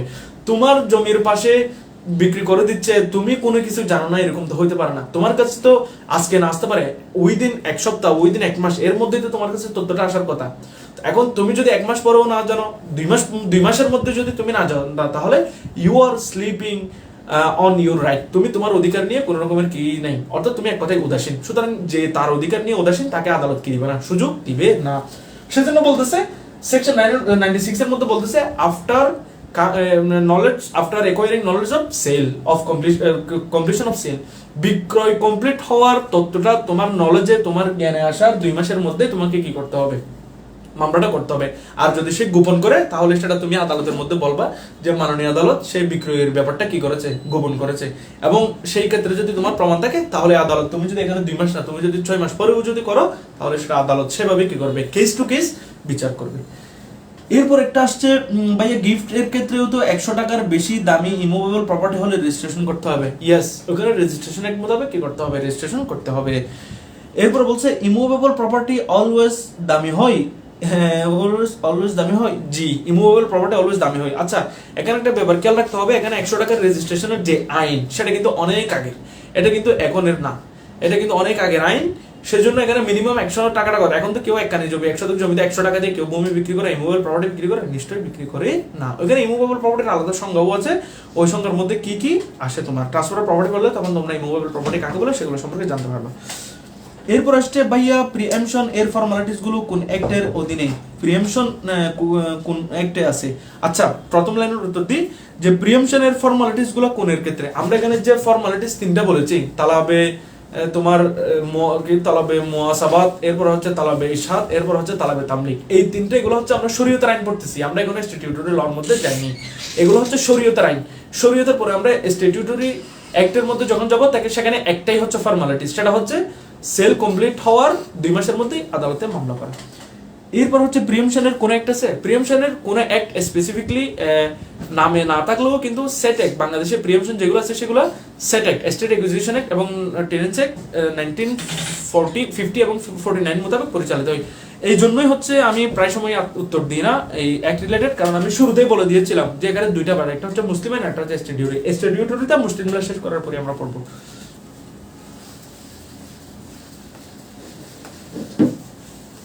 আচ্ছা, এখন আমরা ফর্মালিটি শেষ করলাম, এখন আমরা শরীয়তের মধ্যে যে লিগ্যাল ইফেক্ট আছে সেটা আমরা পড়ি। লিগ্যাল ইফেক্ট গুলো কি কি? লিগ্যাল ইফেক্ট যে প্রিএমশনের দাবির কারণে কি কি পরিবর্তনটা আসে, কি কি আইনি পরিবর্তনটা সংঘটিত হয়, সেটা হচ্ছে আমি একটু মুখে মুখে বলে দিচ্ছি, যেহেতু এগুলো তেমন গুরুত্বপূর্ণ, তোমরা খাতার মধ্যে লিখে নাও এবং মনোযোগ দিয়ে বুঝো। 1 নাম্বার বলা হচ্ছে the preemptor steps in the shoes of buyer. 1 number হচ্ছে যখন প্রিএমশনের দাবিটা করে সে ক্রেতার জায়গায় অর্থাৎ পর্যায়ে চলে আসে। কিরকম? মিস্টার এ, মিস্টার বি, এরপর হচ্ছে mister C. Mister A mister B কে, এটা হচ্ছে বিক্রেতা, এ হচ্ছে ক্রেতা। এখন যখন মিস্টার সি প্রিএমশনের দাবিটা করবে, তার মানে সে কি তোমার এই ল্যান্ডটাকে ক্রয় করতে চাইতেছে, অর্থাৎ সে এখন কি হয়ে গেল? ক্রেতা হয়ে গেল। তো এখন এটাকে কেন ক্রেতা বলা হচ্ছে? কারণ মিস্টার বি যখন যে টাকা দিয়ে হচ্ছে মিস্টার এ থেকে ভূমিটা ক্রয় করেছে, মিস্টার সি যখন আদালতের মধ্যে মামলা করবে তখন তার 25% তাকে ডিপোজিট করতে হবে। সেটা আমরা পড়বে স্ট্যাটিউটরি লতে। এজন্য বলা হচ্ছে প্রিএমশন দাবি করার সাথে সাথে মিস্টার সি মিস্টার বি এর মতো ক্রেতার পর্যায়ে চলে আসে, অর্থাৎ সে যেন এটা এক রকমের ক্রয় করার জন্যই তার আগ্রহটা প্রকাশ করছে। এরপরে 2 নম্বরের মধ্যে বলতেছে অরিজিনাল বায়ার বিকাম দা সেলার। এই যে অরিজিনাল বায়ার, এ হচ্ছে তোমার অরিজিনাল বায়ার, অরিজিনাল। তো আমরা এখানে জানি মিস্টার এ তো ভূমিটা অলরেডি কাকে বিক্রি করে দিয়েছে?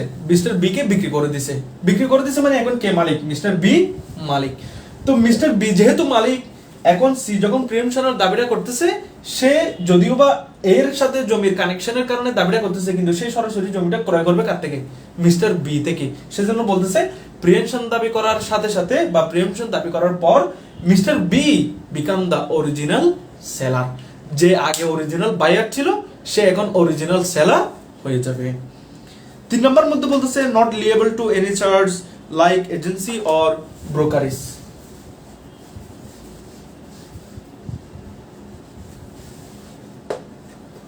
এখন দেখেন মিস্টার এ মিস্টার বি কে বিক্রি করে দেওয়ার, জমিটা বিক্রি করার জন্য মিস্টার জেড যে হচ্ছে একজন দালাল, মানে ব্রোকার আর কি, যে হচ্ছে দালাল অথবা যাকে ব্রোকার বলতে পারি আমরা ব্রোকার বলি। এই ব্রোকারকে কত টাকা দিয়েছিল? জমিটা বিক্রি করেছে তোমার 10 লাখ দিয়ে, 10 লাখ। এই ব্রোকারকে দিয়েছে 50,000 টাকা, 50,000 টাকা সে দালালি দিয়েছে। এখন মিস্টার সি যখন মিস্টার বি থেকে জমিটা ক্রয় করবে, তখন এই 50,000 দালালির খরচটা কে দিতে বাধ্য নয়? মিস্টার সি দিতে বাধ্য নয়। এটা হচ্ছে তোমার 3 নম্বর লিগ্যাল ইফেক্ট। 4 নম্বর হচ্ছে তোমার as preemptor takes the property from buyer, the buyer must always be put into the suit. এটা কিন্তু গুরুত্বপূর্ণ।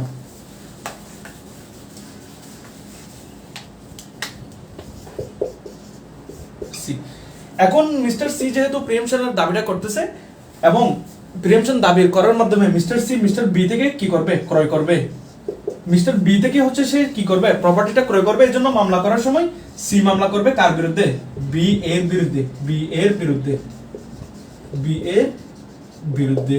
সে এ এর বিরুদ্ধে মামলা করবে না, অর্থাৎ পার্টিটা সুইট করা হবে কাকে? মিস্টার এ বি কে। সে যখন জমিটা ক্রয় করতেছে তখন তাকে কি করতে হবে? এই বি কেই তোমার মামলার আসামি করতে হবে, মিস্টার এ কে মামলার আসামি করা যাবে না। প্রিয় শিক্ষার্থীবৃন্দ, আমরা টোটাল 4টা লিগ্যাল ইফেক্ট পড়লাম। একটা হচ্ছে the preemptor steps in the shoes of buyer, অর্থাৎ যে প্রিএমশন দাবি করে সে ক্রেতা হয়ে যায়। 2 নাম্বার হচ্ছে original become buyer become the seller, যে প্রথমে সম্পত্তিটা ইমুভেবল প্রপার্টিটা ক্রয় করেছে সে এখন দ্বিতীয় পর্যায়ে এসে বিক্রেতা হয়ে যায়। 3 নম্বরের মধ্যে বললাম not liable for any charge such as brokerage অথবা অন্যান্য। আর 3 নম্বরের মধ্যে বলতেছে মিস্টার বায়ার, যে প্রথম বায়ার আছে, ক্রেতা আছে, সে যদি জমিটা ক্রয় করার সময় কোনো দালালি অথবা কোনো রকমের মধ্যস্বত্ব কাউকে প্রদান করে, খরচা পানি দান করে, তাহলে সেগুলোর জন্য সি দিতে পরিশোধ করতে বাধ্য থাকবেন। 4 নম্বর বলেছি as preemptor property from the buyer, he will make the তোমার buyer the party to suit. অর্থাৎ মিস্টার সি যেহেতু প্রিএমশনের দাবি করতেছে এবং দাবি করার মাধ্যমে সে ক্রেতা হয়েছে, তাহলে সে বিক্রেতা অর্থাৎ মিস্টার বি কেই মামলার আসামি করবে, মিস্টার এ কে মামলার আসামি করবে না। Can mister buyer earn profit from the preemptor? না, এটাই তো বলতাম যে এখানে প্রফিট আর্ন করতে পারবে না। এটাই হচ্ছে তোমার লিগ্যাল ইফেক্ট।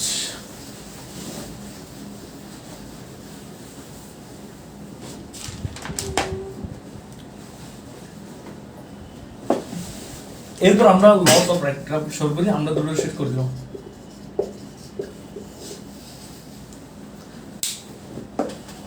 আচ্ছা, ক্লাস কি আপনাদের বোঝা যাচ্ছে? আপনারা কি পড়াশোনা বুঝতেছেন, নাকি আমি বারবার বলে যাচ্ছি আপনারা বিরক্ত হয়ে ক্লাসের মধ্যে হা করে তাকাই আছেন, আপনাদের কোনো সাড়া শব্দ নাই?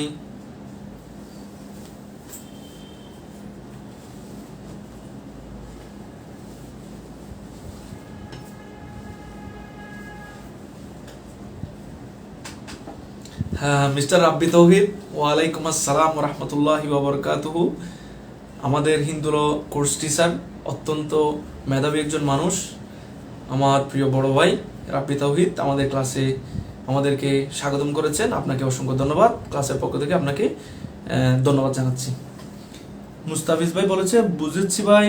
এরপর হচ্ছে ইয়েস স্যার, ভেরি মাচ, বোঝা যাচ্ছে। Thank you thank you thank you. তবে যার পর নাই আমরা দুঃখিত, সেটা হচ্ছে আমাদের ক্লাসে পার্টিসিপেন্টের সংখ্যা খুব কম, তবে যারা আছেন তাদেরকে আন্তরিক ধন্যবাদ। আমরা খুব দ্রুত আমাদের উইদিন আমাদের টাইম লিমিট আমরা শেষ করে দিব ইনশাল্লাহ। কে কে ক্লাসে আছে সেটা তো আমি জানি না, যারা আছেন এখানে রাকিব, ও আচ্ছা রাকিব আছে, রাকিবকে দেখা যাচ্ছে, কিন্তু আজকে মিনারকে মনে হয় আমি দেখিনি ক্লাসে। মিনার কি ক্লাসে আছে নাকি একজন মানে সানডে রাকিব, মানডে মিনার, ওয়েডনেসডে রাকিব, তোমার টুয়েসডে হচ্ছে তোমার মিনার। এভাবে তোমরা শিডিউল করে নিয়েছো যে একদিন আমরা ক্লাসে জয়েন করবো আর একদিন হচ্ছে আরেকদিন করবে, সেরকম কি? আচ্ছা, যেভাবে হোক ভাগ করে নিলেই হচ্ছে। এখন আমরা লস অফ রাইট, প্রিএমশনের যে অধিকার সেটা কখন কখন আমরা এক্সারসাইজ করতে পারবো না, সেটা আমরা কখন কখন নিজেদের হাত ছাড়া হয়ে যাবে, সেটার জন্য আমাদেরকে 3টা জিনিস জানতে হবে, অর্থাৎ 3টা ক্ষেত্রে এই অধিকারটা চলে যাবে। 1 নম্বর হচ্ছে omission from claim। 1 নম্বরের মধ্যে বলতেছে প্রপার্টিটা ইমুভেবল প্রপার্টি বিক্রি হয়ে গেছে, আপনি বিক্রয় হয়েছে সেটা জানেন, আপনি জানার পরেও দাবিটা করলেন না, অর্থাৎ আপনি দাবি করা থেকে বিরত থাকলেন, তাহলে আপনি পরবর্তীতে এই অধিকার, প্রিএমশনের যে অধিকার সেটা হারাবেন, আপনি প্রিএমশনের দাবি করতে পারবেন না। স্ট্যাটিউটরি লতে সেটা টাইম দেওয়া আছে 2 মাস, অর্থাৎ কেউ যদি 2 মাসের মধ্যে দাবি না করে তাহলে সে 2 মাসের পরে আর দাবি করতে পারবে না। এবং এটা বলা আছে কোন সেকশনের মধ্যে? সেকশন 96 এর মধ্যে এটা বলা আছে, আমরা একটু পরে সেটা পড়ব। ভাইয়া অমিশন বলতে কি বোঝাই? অমিশন বলতে হচ্ছে বিরত থাকা। অমিশন অর্থ হচ্ছে, ও মিনার অসুস্থ, তার জন্য সুস্থতা কামনা করছি। 1 নম্বর হচ্ছে অমিশন, 2 নম্বর হচ্ছে ডেথ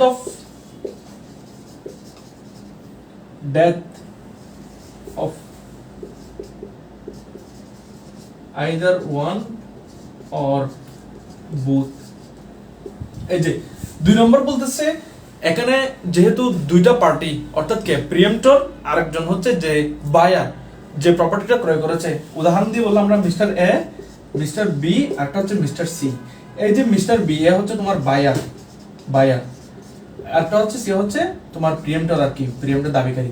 তো এখন মিস্টার বি মারা গেছে অথবা মিস্টার সি, কোন একজন মারা গেছে, তাহলে প্রিএমশনের যে দাবি সেটা কি হয়ে যাবে? তোমার লস হয়ে যাবে, সেটা করার আর সুযোগ থাকবে না। অথবা মিস্টার বিও মারা গেছে, মিস্টার সিও মারা গেছে একসাথে, কোইন্সিডেন্ট এগুলো হয় অনেক সময়।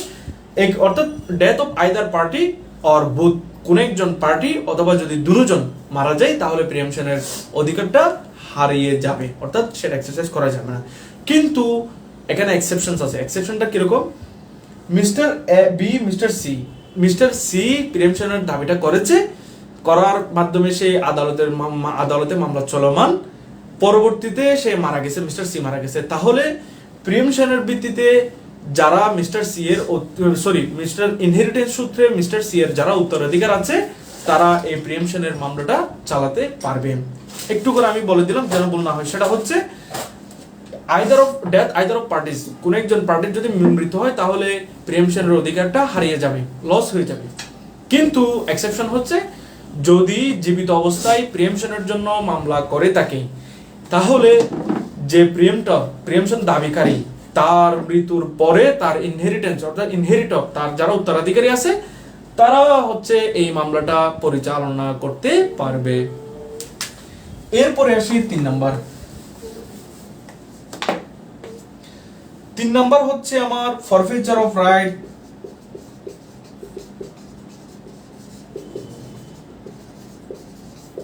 ফরফিচার অফ রাইট হচ্ছে অধিকারটা হারানো। কি কারণে হারানো?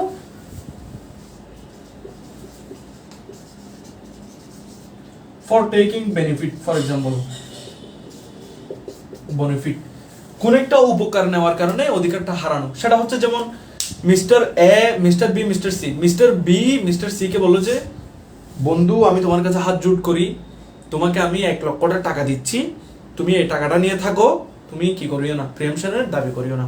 এখন মিস্টার সি টাকা নিল 1 লক্ষ টাকা, তাহলে এই টাকা নেওয়ার মাধ্যমে সে হচ্ছে তার যে অধিকার সেটাকে হারাবে।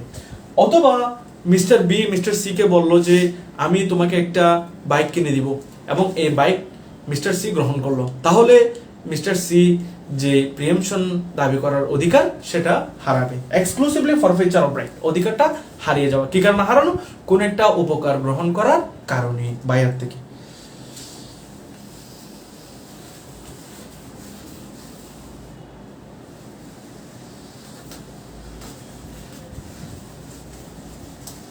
এর মাধ্যমে আমরা আমাদের শরীয়ত মানে প্রিএমশন রিলেটেড যে শরীয় আইনগুলো আছে আমরা সেগুলো শেষ করলাম। আমরা এখন স্ট্যাটিউটরি লর মধ্যে যাব। স্ট্যাটিউটরি ল স্টার্ট করার পূর্বে আমরা খুব মানে বেশি করে লাগবে না স্ট্যাটিউটরি ল শেষ করতে। এর পূর্বে যদি আপনাদের কারো কোনো প্রশ্ন থাকে তাহলে আমাকে প্রশ্ন করতে পারেন। আমরা 2 মিনিট, জাস্ট 2 মিনিট তো বলতে অনেক কম, কিন্তু যদি আমরা বলি 60 দুগুণ 120 সেকেন্ড, গনে 120 সেকেন্ড আপনাদেরকে বিরতি দিচ্ছি। আপনারা পানি, জুস, শরবত আরো যত কিছু আছে পান করে নিন। আর যাদের পান করতে হবে না, আপনারা কোনো প্রশ্ন থাকলে সেই প্রশ্নটা ইনবক্সে করুন, আমি আপনাদেরকে রিপ্লাই দিচ্ছি। আর আমরা এই শুরু থেকে এই পর্যন্ত প্রিএমশন কাকে বলে, প্রিএমশনের ধারণাটা কোথায় ডেভেলপ হয়েছে সেগুলো নিয়ে আলোচনা করেছি। এরপরে বলেছি হু আর এন্টাইটেল টু প্রিএম্প্ট, কে প্রিএমশনের দাবিটা করতে পারে সেটা নিয়ে আমরা আলোচনা করেছি। এরপরে হচ্ছে তোমার রিলিজিয়ন অফ দি প্রিএম্পটর অথবা বায়ার অর সেলার, যে প্রিএম্পটর যারা দাবি করছে অথবা যে জমিটা সেল করছে ক্রয় করছে তাদের ধর্ম নিয়ে যে একটা প্রশ্ন সেটা নিয়ে আমরা আলোচনা করেছি। এরপরে হচ্ছে আমরা আচ্ছা জাস্ট 1 মিনিট, আমাকে 1 মিনিট একটু সময় দিন। আসসালামু আলাইকুম। এতো আমি ক্লাস করতে হম না, ক্লাস এখন না হতে না বেশি করে আপনি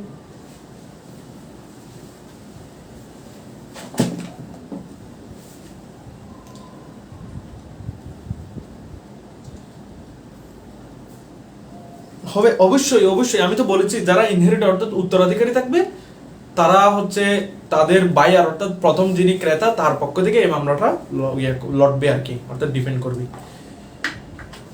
এরপরে 122 এরপরে বলছে স্যার প্রিএমশন এর শরিয়া ল বিডিতে ভ্যালিড, বিডিতে অবশ্যই ভ্যালিড। এখানে প্রিএমশনের আমরা ওই যে শরীয়ত অ্যাপ্লিকেশন একটার একটা কথা বলেছিলাম না, মানে শরীয়তের যে সমস্ত আইন কানুন এগুলোর সাথে সামঞ্জস্য রেখেই আমাদের বাংলাদেশে আইনগুলো তৈরি হয়েছে। এখন কোথাও যদি গরমিল হয় সেক্ষেত্রে শরিয়া ল প্রাধান্য পাবে, এটাই হচ্ছে ব্যাপার।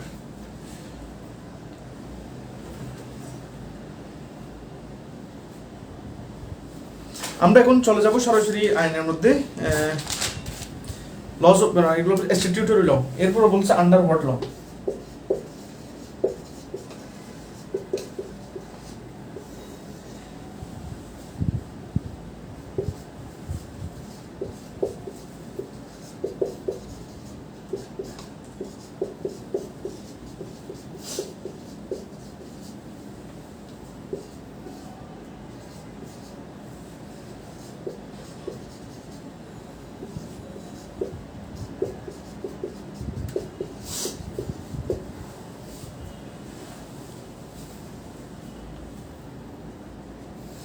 শেষ শেষ 120 সেকেন্ড শেষ। আচ্ছা, এখন আমরা দেখব আমাদের যে দেশের মধ্যে কোন আইনের ভিত্তিতে প্রিএমশনটা রেগুলেট হয়, কোন আইনের ভিত্তিতে প্রিএমশনের যে ব্যাপার স্যাপার সেগুলো রেগুলেটেড হয়। তার জন্য আমাদেরকে দুইটা আইন মনে রাখতে হবে, পড়তে হবে। একটা হচ্ছে section 24 of the NAT act, NAT মানে হচ্ছে নন এগ্রিকালচারাল টেনেন্সি অ্যাক্ট 1949, আর একটা হচ্ছে section 96 of the SAT act, SAT act মানে হচ্ছে state acquisition and tenancy act 1950। বিশেষ করে এটাই হচ্ছে বেশি গুরুত্বপূর্ণ। এই সেকশন 96 এর অনেকগুলো সাবসেকশন আছে, অ্যারাউন্ড 20টার মতো সাবসেকশন আছে। এই সবগুলা তোমার আইনের মধ্যে বা তোমার সাবসেকশনগুলোর মধ্যে কিভাবে প্রিএমশনের দাবিটা করা হবে, প্রিএমশনের দাবিটা কে কে করতে পারবে, প্রিএমশনের দাবিটা করার জন্য কি প্রসেস ফলো করতে হবে, প্রিএমশন দাবির ক্ষেত্রে কাকে মামলা করা যাবে, কার বিরুদ্ধে মামলাটা হবে, এরপরে আছে কতদিনের মধ্যে প্রিএমশনের মামলাটা করতে হবে, কতদিন পরে মামলা করলে মামলাটা শেষ হয়ে যাবে, এবং প্রিএমশন দাবি করার ক্ষেত্রে কে দাবিটা করতে পারবে, মারা গেলে কি হবে, এই সবগুলো নিয়ে হচ্ছে 1960 section 96 of the SAT act 1950 deal করে। এবং নেট অ্যাক্টের মধ্যে সেকশন 24 এটাও হচ্ছে তোমার খুব বেশি ব্রড না, বা এটা নিয়ে তেমন হয় না, জাস্ট বিশেষ করে এই সেট অ্যাক্টের মধ্যে যে সেকশন 96 আছে এই আইনটাই হচ্ছে আমাদেরকে ভালো মতো দেখতে হবে। এবং এই আইনটা এত বড় যে আমি আজকে মানে লাইন বাই লাইন আপনাদেরকে পড়ানোর সুযোগ হবে না, আপনারা কাইন্ডলি নেটের মধ্যে সার্চ করবেন section 96 of the state acquisition and tenancy act 1950 বা সেট অ্যাক্ট, তখন আপনারা এই সবগুলো বিস্তারিত তথ্য পেয়ে যাবেন। তবে যেগুলো আমাদের জন্য গুরুত্বপূর্ণ বা আমাদের না জানালে হবে না, আমি সেগুলো আপনাদেরকে জানিয়ে দিচ্ছি। এক নাম্বার, প্রিএমশনের সংজ্ঞাটা ওখানে দেওয়া আছে। প্রিএমশনের সংজ্ঞাটা ওখানে দেওয়া আছে, বলছে প্রিএমশন can only be claimed regarding agricultural land. এই যে এটা গুরুত্বপূর্ণ, আমাদের দেশের আইন মোতাবেক প্রিএমশন দাবি করা যাবে অনলি কিসের ক্ষেত্রে, এগ্রিকালচারাল ল্যান্ডের ক্ষেত্রে। এগ্রিকালচারাল ল্যান্ডের ক্ষেত্রে প্রশ্ন আসবে এখান থেকে গুরুত্বপূর্ণ, যে কোন ধরনের ভূমির ক্ষেত্রে প্রিএমশন দাবি করা যাবে, এগ্রিকালচারাল ল্যান্ড, হোমস্টেড, তারপর হচ্ছে তোমার হোমস্টেড, এরপর হচ্ছে শপিং মল, এরপর হচ্ছে ওয়াকফল্যান্ড, এরকম অনেকগুলো প্রশ্ন আসতে পারে। তো সেখানে আপনাকে এক্সক্লুসিভলি উত্তর করতে হবে এগ্রিকালচারাল ল্যান্ড, অর্থাৎ কৃষি জমি। প্রিএমশন দাবিটা চলবে শুধুমাত্র কৃষি জমির ক্ষেত্রে। হোমস্টেড, আবাসিক এলাকায় বড় বিল্ডিং আছে, জায়গা আছে, সেখানে আপনি প্রিএমশনের দাবি করতে পারবেন না। কোন একটা মিউনিসিপাল এরিয়া বা কোন একটা পৌরসভার মধ্যে যদি কারো থাকার জায়গা আছে বা বাড়ি আছে, সেই বাড়িটা বিক্রি করার সময় আপনি প্রিএমশনের দাবি করতে পারবেন না। এরপর হচ্ছে আপনার একটা শপিং মল আছে, সেই শপিং মলের পাশে আরেকজনের একটা শপিং মল আছে, সেই শপিং মল বিক্রি করলে আপনি সেখানে প্রিএমশনের দাবি করতে পারবেন না। Section 96 of the SAT act 1950 মোতাবেক এগ্রিকালচারাল ল্যান্ডের ক্ষেত্রে আপনি প্রিএমশনের দাবি করতে পারবেন, এবং সেটা যদি সেল হয় সেক্ষেত্রে আপনি প্রিএমশনের দাবি করতে পারবেন। এন্ড নট হোমস্টেড, এই নিয়ে একটা মামলা আছে, সেটা হচ্ছে মামলাটা একটু আপনারা লিখেন, সেই মামলাটা একটু আমি লিখে দিচ্ছি। এটা হচ্ছে আব্দুল খালেক ভার্সেস কি খালেক, আব্দুল খালেক ভার্সেস কি, আব্দুল খালেক ভার্সেস যাদব চন্দ্র।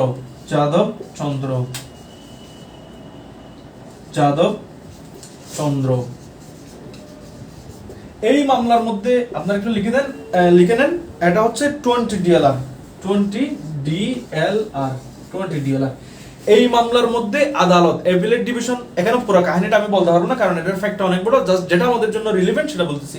এই মামলার মধ্যে বাংলাদেশ সুপ্রিম কোর্টের অ্যাপিলেট ডিভিশন বলেছে যে প্রিএমশন কেবলমাত্র এগ্রিকালচারাল ল্যান্ডের ক্ষেত্রেই প্রযোজ্য, নন এগ্রিকালচারাল ল্যান্ডের ক্ষেত্রে প্রিএমশন প্রযোজ্য নয়।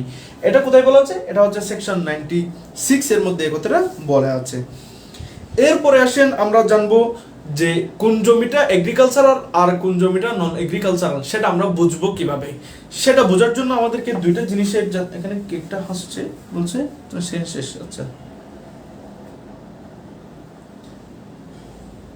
এখানে টিপি অ্যাক্টের এইট সেকশন 53 কি প্রিএমশন রিলেটেড? না, সেকশন 53 না, সেকশন 54 54। এখানে সেল কখন কমপ্লিট হয়, ইমুভেবল প্রপার্টি, সেটা বলা আছে। এখন আমরা জানবো, যেটা বলছিলাম সেটা হচ্ছে আমরা কোনটা এগ্রিকালচারাল ল্যান্ড আর কোনটা নন এগ্রিকালচারাল ল্যান্ড সেটা আমরা জানবো কিভাবে। সেটা জানার জন্য আমাদেরকে দুইটা প্রসেস, একটা হচ্ছে তোমার সেট অ্যাক্ট নেট, এখানেই সংজ্ঞা দেওয়া আছে কোনটা এগ্রিকালচারাল ল্যান্ড কোনটা নন এগ্রিকালচারাল ল্যান্ড, সেটার সংজ্ঞা সেট অ্যাক্ট নেট এর মধ্যে দেওয়া আছে। দ্বিতীয় নম্বর হচ্ছে খতিয়ান অথবা টাইটল ডিড, যেটা বলে টাইটল ডিড। এগুলো আমরা যখন দেখবো, খতিয়ান তো আপনারা বুঝেন, মানে আপনার সম্পত্তির যে একটা মালিকানা রেকর্ড, সেটাকে বলা হয় খতিয়ান, বা যেটাকে আমরা রেকর্ড অফ রাইট বলতে পারি, রেকর্ড অফ রাইটও বলা অনেক সময়, রেকর্ড অফ রাইট। এই যে এই খতিয়ানগুলোর মধ্যে লেখা থাকে কোন জমিটা ভূমি অথবা কোনটা বসত বাড়ির জমি, কোনটা খাস জমি, সেটা ওই জমির খতিয়ানের মধ্যে লেখা থাকে। যখন আপনি খতিয়ান চেক করবেন তখন আপনি দেখবেন ওই জমিটা কি কৃষি কাজে ব্যবহৃত জমি নাকি তোমার ভূমি জমি। এবং ভূমি হলে সেটার জন্য ট্যাক্স দিতে হয় একরকম, আর যদি সেটা এগ্রিকালচারাল হয় তাহলে সেখানে ট্যাক্স দিতে হয় অন্যরকম। এখন একটা প্রশ্ন আসতে পারে, কেউ তো এগ্রিকালচারাল ল্যান্ডের মধ্যে বাড়ি তুলতে পারে, এটা ফ্রড করার সুযোগ নাই। কারণ আপনারা জানেন, যখন কেউ শহরে বাড়ি তুলতে চায় তখন তাকে কি বলে, এটা একটা গণপূর্ত মন্ত্রণালয় থেকে অনুমতি নিতে হয়, এবং সেই অনুমতি যখন নিতে যাবে তখন গণপূর্ত মন্ত্রণালয় তখন ওই কাগজের মধ্যে লেখা থাকবে, লেখা দেখবে এটা কি কৃষি জমি নাকি অকৃষি জমি। এক গ্রামাঞ্চলের মধ্যে কৃষি জমি এবং অকৃষি জমি এক্ষেত্রে আপনার যখন আপনি সেই জমিটা বিক্রি করতে যাবেন অথবা যখন আপনি ট্যাক্স প্রদান করতে যাবেন, তখন সেখানে এই যে যিনি রেভিনিউ অফিসার, ট্যাক্স অফিসার, উনি কিন্তু আপনাকে ধরে ফেলবে। এগুলোর জন্য মেকানিজম আলাদা আলাদা দেওয়া আছে।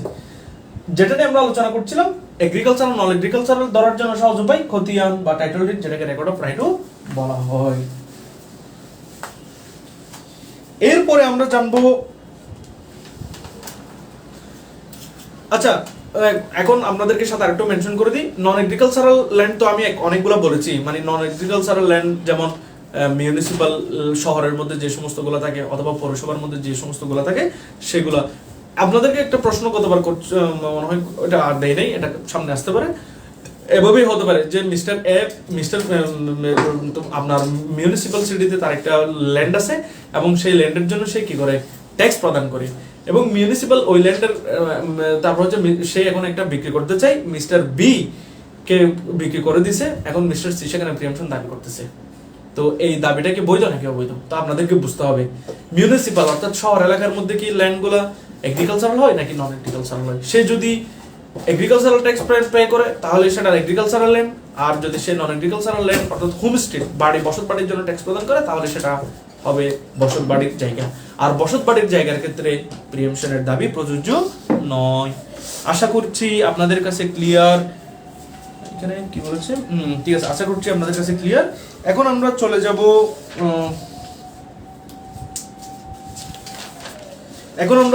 when preemption arise।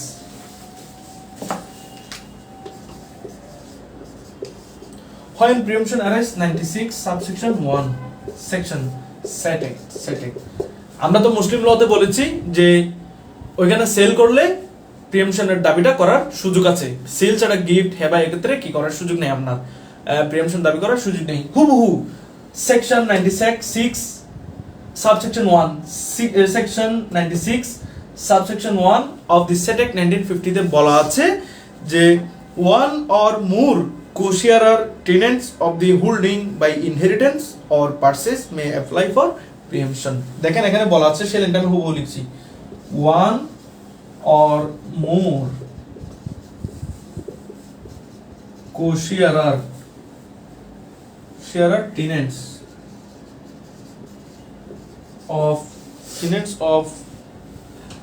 of the holding by inheritance or purchase may apply for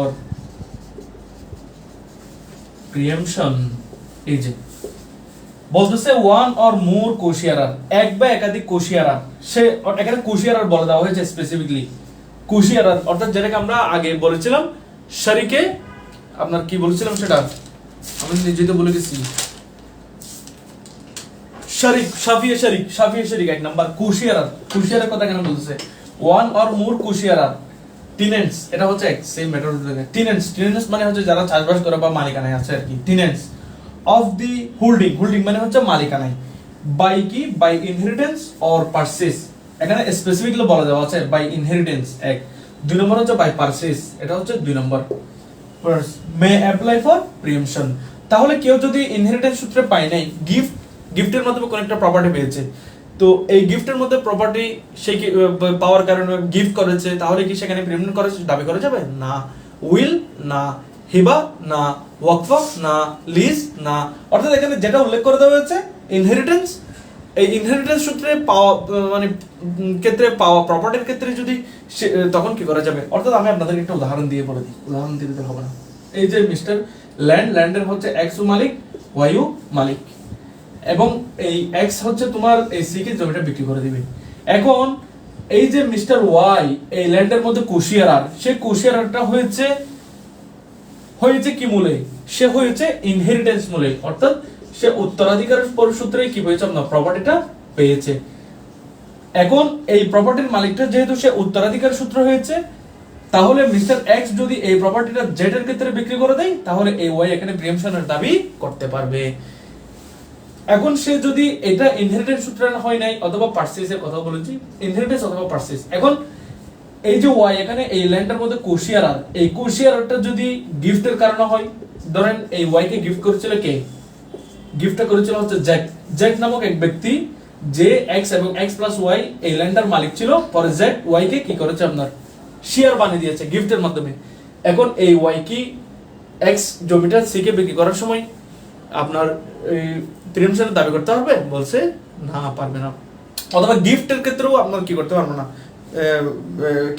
আপনার ওই যে কি বলে ইনহেরিটেন্সের দাবি করতে পারবে না।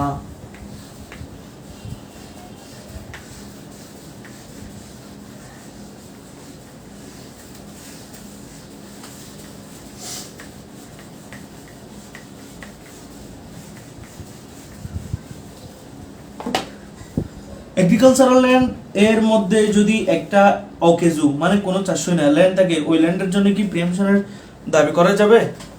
না না না, ল্যান্ড থাকে ওইটা হ্যাঁ করা যাবে, কারণ এখানে জমিটার আমরা তো জানি একটা যে জমির মধ্যে কিছু অংশ ছোটখাটো একটা অংশ যদি সেখানে ধরেন ও হচ্ছে একটা মাচাং টেঙেছে, মানে ওইটা চাষ করে না, ধরেন এই একটা উদাহরণ দিয়ে বলি, এটা হচ্ছে একটা ল্যান্ড, এই ল্যান্ডের মধ্যে এতটুকু পর্যন্ত এখানে একটা কি আছে আপনার ঘর আছে, এই পুরো জমিটা তো চাষ হচ্ছে, এবং এই জমিটাও হচ্ছে সে হয়তো বা বরাট করেছে অথবা কোনো কারণে ছোট, যেটার পরিমাণ হচ্ছে যে জমিটা দেখলেই মনে হয় যে এটাকে না দেখার আগে এটা চোখে পড়ে, অর্থাৎ এটাই হচ্ছে মূলত কি করা হয়, গণনা করা হয়। কিন্তু যদি এটার জন্য আলাদা একটা খতিয়ান থাকে, এখানে বলাই দেওয়া থাকে যে এটা কি ল্যান্ড না, এগ্রিকালচারাল ল্যান্ড না অন্য কোনো ল্যান্ড, তাহলে এটার জন্য কি করতে পারবে না, শোভা দাবি করতে পারবে না। কিন্তু যখন এটার জন্য আলাদা কোনো খতিয়ান থাকবে না, বরং পুরোটার জন্য এক খতিয়ান, তাহলে এটাকেও এগ্রিকালচারাল ল্যান্ড হিসেবে গণনা করা হবে। এরপর আমরা আরেকটা সেকশন পড়বো, সেটা হচ্ছে সেকশন 96 সাবসেকশন 5। এই সেকশনের মধ্যে বলতেছে ওই যে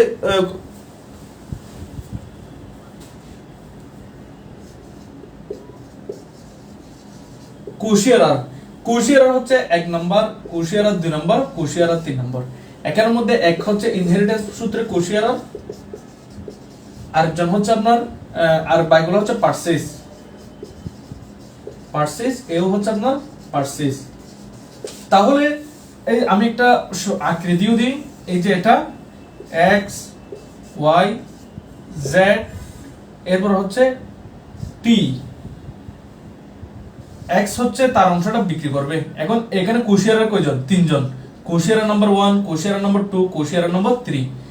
এখানে এই ওয়াই যে আছে সে হচ্ছে আপনার ইনহেরিটেন্স সূত্রে কোশিয়ারার হয়েছে, ইনহেরিটেন্স সূত্রে কোশিয়ারার হলে তখন এই সে অর্থাৎ মিস্টার ওয়াই সেকশন 96 সাবসেকশন 5 মোতাবেক সে প্রায়োরিটি পাবে কিসের জন্য? এই যে প্রিএমশনের দাবি, এই দাবি করার জন্য সে প্রায়োরিটি পাবে। আপনাদের কাছে কি ক্লিয়ার? ক্লিয়ার হলে আপনাদেরকে অসংখ্য ধন্যবাদ।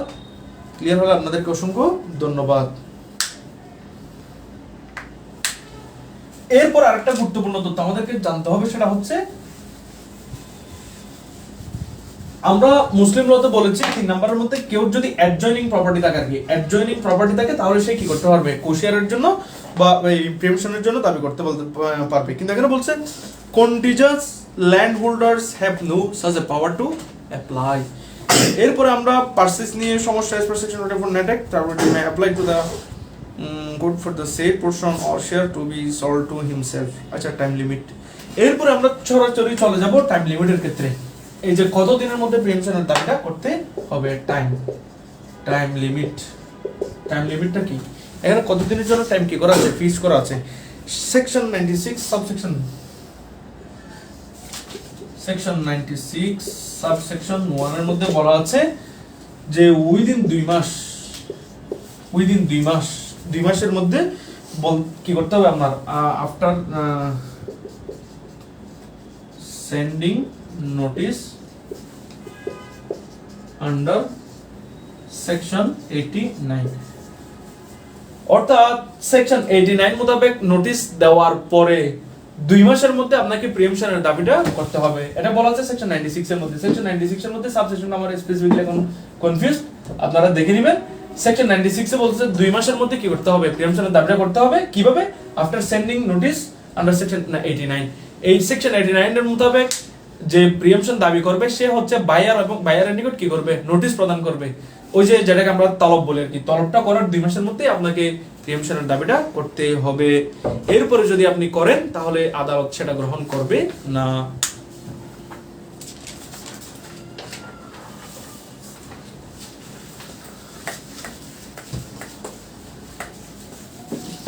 এরপর একটা ব্যাপার আছে যেটাকে বলা হয় ডেপোজিটটা কিরকম? এটাও সেকশন কোথায়? সেকশন 96 এর মধ্যে বলা আছে। আচ্ছা, আমরা অলরেডি বলেছি যে প্রিএমশনের দাবি করতেছে সে হচ্ছে ক্রেতা হয়ে গেল, এবং যে অরিজিনাল বায়ার, যে প্রথমে জমিটা ক্রয় করেছে, সে এখন বিক্রেতা হয়ে যাবে। তো আপনি যেহেতু ক্রয় করার জন্য দাবি করতেছেন, তাহলে আপনার কথার সপক্ষে আপনাকে মিল দেখাইতে হবে, এবং সেই মিলটা দেখানোর জন্য আদালত বলতেছে যখন প্রিএমশনের সুটটা করা হবে তখন 25% value of the property, 25% of the value of property, অর্থাৎ ওই ল্যান্ডের যে ভ্যালু, অর্থাৎ মিস্টার বি কেনার সময় মিস্টার এ থেকে যে টাকা দিয়ে ক্রয় করেছিল, যে টাকা দিয়ে ক্রয় করেছে, সেই টাকার 25% আদালতের মধ্যে কি করতে হবে?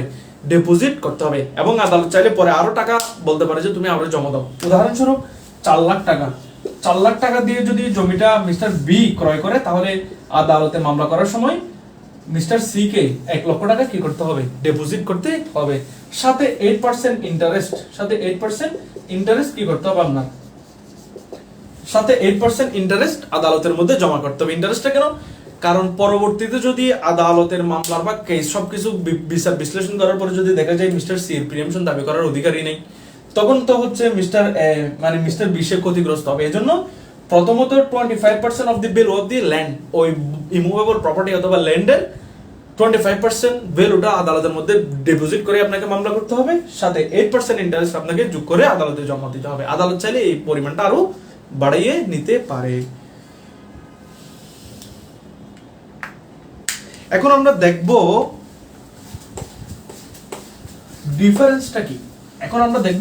এবং এই ডিফারেন্সটা পড়ার মাধ্যমে আমাদের প্রিএমশন শেষ হয়ে যাবে। ডিফারেন্সটা কি আমরা এখন দেখব। ডিফারেন্সটা কি? এখন আমরা আলু জানলাম, কদু জানলাম, কিন্তু আলু এবং কদু এই দুইটার মধ্যে পার্থক্য কি সেটা আমাদেরকে জানতে হবে। আর না হয় আলুকে ভর্তা করলে আমরা আলু ভর্তা বলবো, কদুকে ভর্তা করলেও আমরা অনেক সময় আলু ভর্তাই বলে ফেলবো। এজন্য আলু ভর্তা এবং কদু ভর্তা দুটোর মধ্যে আমরা পার্থক্য করি। পার্থক্যটা হচ্ছে 1 নাম্বার, যে মুসলিম আইনের মধ্যে প্রিএমশনের জন্য স্পেসিফিকলি বলা আছে মুসলিমরাই প্রিএমশনটা করতে পারবে, দাবিটা করতে পারবে, কিন্তু স্ট্যাটিউটরি লতে মুসলিম হিন্দু কোনো ধর্মের জন্য ফিক্স না, বরং সে যদি ওই ক্রাইটেরিয়ার মধ্যে পড়ে তাহলে সে প্রিএমশনের দাবিটা করতে পারবে। 1 2 নম্বরের মধ্যে বলতেছে মুসলিম লতে 3 ধরনের শাফি, অর্থাৎ শাফিয়ে শারিক কুশিয়ারার, শাফিয়ে খালিদ participator in immunities or benefits, এরপর হচ্ছে শাফিয়ে জার অর অ্যাডজয়নিং প্রপার্টি। এই 3 ধরনের ব্যক্তি প্রিএমশনের দাবি করতে পারে, কিন্তু আমাদের জেনারেল লর মধ্যে শুধুমাত্র একজন অর্থাৎ কুশিয়ারারই প্রিএমশনের দাবি করতে পারে। এরপরে 3 নম্বরের মধ্যে বলতেছে মুসলিম লতে 3টা তলবের কথা বলা আছে, যে তলবে মুয়াসিবাত, তলবে ইশহাদ, তলবে তামরিক। কিন্তু আমাদের দেশের আইনের মধ্যে একটাই তলব, সেটা হচ্ছে কি সেকশন 89 অফ সেট অ্যাক্ট 1950 মোতাবেক আপনি একটা কি দিবেন, নোটিশ দিবেন, এবং নোটিশ দেওয়ার পরে সে যদি কার্যকরী কোনো পদক্ষেপ না নেয় তাহলে 2 মাসের মধ্যে আপনি একটা কি করে দিবেন, মামলা করে দিবেন। এরপরে আসেন মুসলিম লর মধ্যে টাকা ডিপোজিট নিয়ে কোনো কিছু বলা নাই, যে ওখানে বলা হয় না যে প্রিএমশন দাবি করার সাথে সাথে টাকা ডিপোজিট করতে হবে। কিন্তু আমাদের দেশের মধ্যে যে জেনারেল আইন, সেখানে 25% of the value of land আপনাকে ডিপোজিট করতে হবে, সাথে 8% ইন্টারেস্ট আপনাকে আদালতে মামলার সময় জমা রাখতে হবে। কিন্তু শরীয়তের মধ্যে এরকম কোনো ডিপোজিটের কথা উল্লেখ নেই। এই হচ্ছে মুসলিম শরিয়া ল এবং প্রিএমশনের রেগুলেট করে সেটেক নেটেক্টের আইনের মধ্যে পার্থক্য। প্রিয় শিক্ষার্থীবৃন্দ, আশা করি এর মাধ্যমে আপনারা প্রিএমশন সম্পর্কে মোটামুটি আইডিয়া পেয়েছেন। প্রিএমশনের কোন কোন বিষয়গুলো গুরুত্বপূর্ণ সেগুলো আমি হেডিংস দিয়ে আপনাদেরকে আলোচনা করেছি। আশা করি আপনারা যদি ভালোমতো পড়াশোনা করেন বা এগুলো ভালোমতো শুনেন, বুঝেন, তাহলে যে কোনো প্রশ্ন যদি আপনাদের করা হয় আপনারা প্রশ্ন উত্তর দিতে পারবেন। এরই মাধ্যমে আমাদের ইনহেরিটেন্স ছাড়া মুসলিম ল এর যতগুলো আলোচনা আছে সেগুলো প্রায় শেষ। এখন আমরা একটা ওভারভিউ দিব, সেই ওভারভিউটা হবে এই যে টপিকগুলো নিয়ে আলোচনা করার সময় কি কি: introduction, Muslim marriage, divorce, maintenance, তালাক, গিফট, উইল, ওয়াকফ, প্রিএমশন। অ্যারাউন্ড 9টা থেকে 10টা মতো এই চ্যাপ্টার আমরা পড়ার সময় আমরা যে সমস্ত আইনগুলা সেই টপিক ওয়াইজ আলোচনা করেছি সেগুলো নিয়ে আমরা একটা ওভারভিউ দিব। অর্থাৎ সেই আইনগুলার যেগুলো গুরুত্বপূর্ণ অংশ, সেই অংশগুলা আমি আপনাদের ওই আইনটা ওই টপিকটা পড়ানোর সময় পড়িয়ে ফেলেছি। কারণ এগুলো যদি আমি আলাদাভাবে আজকে শেষ করে পড়াতাম তাহলে রিলেট করতে আপনাদের কষ্ট হয়ে যেত। সেজন্য প্রতিটি টপিক পড়ানোর সময় প্রথমে শরীয়ত আইনের কি কি আলোচনা আছে সেটা আলোচনা করেছি, পড়িয়েছি, এবং স্ট্যাটিউটরি লতে কি বলা আছে আপনাদেরকে সেটা জানানোর জন্য চেষ্টা করেছি। আমার যতটুকু ইন্টারেস্ট হিসেবে আদালতে যে টাকাগুলো জমা দেওয়া হবে সেই টাকা কি ফেরত দেওয়া হবে? অবশ্যই ফেরত দেওয়া হবে। সেটা ফেরত না দিলেও সেই টাকাটা আপনাকে আপনি 25% ডিপোজিট করছেন, কিন্তু পরবর্তীতে আরো আপনাকে 75% কি করতে হবে, টাকা যদি অ্যাকচুয়ালি এটা প্রমাণিত হয় বা প্রিএমশনের দাবির এক্সারসাইজ এটা আদালত গ্রান্ট করে তখন আপনাকে প্রদান করতে হবে, তখন আপনি সেখানে প্লাস মাইনাস করে দিবেন। এ হচ্ছে অবস্থা। কদু বিশাল হয়, কদুর বর্তা আমি কিন্তু পরে লাইন বুঝতে হবে, আমি পরে কদুর লাইনের কথা বলেছি। আচ্ছা, আমরা এখানে ক্লাস আমাদের কতটুকু হয়েছে একটু টাইমটা দেখি। অ্যারাউন্ড আমাদের 1.5 ঘন্টা ক্লাস হয়ে গেছে। তো আমি জাস্ট এখানে ওভারভিউর মধ্যে কোন কোন আইনগুলো নিয়ে প্রায় বেসিক্যালি আপনাদেরকে আলোচনা করেছি সেই আইনগুলো আপনাদেরকে একটু স্মরণ করে দিব আর কি। মুসলিম ম্যারেজ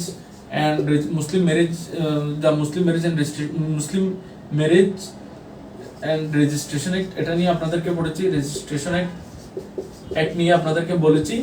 ম্যারেজ টপিক যখন আপনারা ক্লাসটা করেছেন সেখানে এই আইনটার কথা পাবেন, এবং এই আইনের কোন কোন জিনিস কোন কোন সেকশনের মধ্যে বলা আছে সেটা আমি আপনাদেরকে বলে দিয়েছি। আপনারা ক্লাসটা যখন রিভিউ করবেন, রিভিশন দিবেন, তখন এটা নিয়ে পাবেন।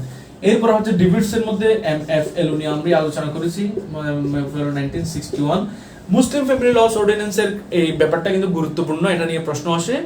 তালাকের যে নোটিশ, সেই নোটিশটা কিভাবে সার্ভ করা হবে, কতদিনের মধ্যে সার্ভ করতে হবে, এবং সার্ভ করলে কি হবে সেটা নিয়ে মুসলিম ফ্যামিলি লস অর্ডিন্যান্স 1960 এর মধ্যে আমরা ওই ডিভোর্সের আলোচনার সময় বলেছি। এরপর হচ্ছে মুসলিম ডিভোর্স রেজিস্ট্রেশন, মুসলিম তালাক divorce, Muslim marriage and divorce registration act, Muslim marriage and divorce registration নামে একটা অ্যাক্ট করেছি, যে ওইখানে কি কি বলা আছে, রেজিস্ট্রেশন করতে বাধ্য কিনা ডিভোর্সটা, না করলে কোনো ফাইন আছে কিনা সেগুলো নিয়ে আমরা আলোচনা করেছি।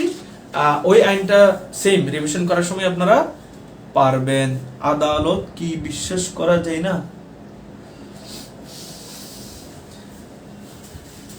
এরপরে আমরা মেইনটেনেন্সের মধ্যে হচ্ছে আমরা মেইনটেনেন্সের যে আইনটা আছে সেটা নিয়ে আলোচনা করেছি। মেইনটেনেন্স অফ প্যারেন্টস 2013 নিয়ে আমরা আলোচনা করেছি। এরপরে হচ্ছে আপনার ফ্যামিলি কোড নিয়ে আমরা আলোচনা করেছি। ফ্যামিলি কোড নিয়ে 1985 নিয়ে আমরা কি করেছি, আলোচনা করেছি।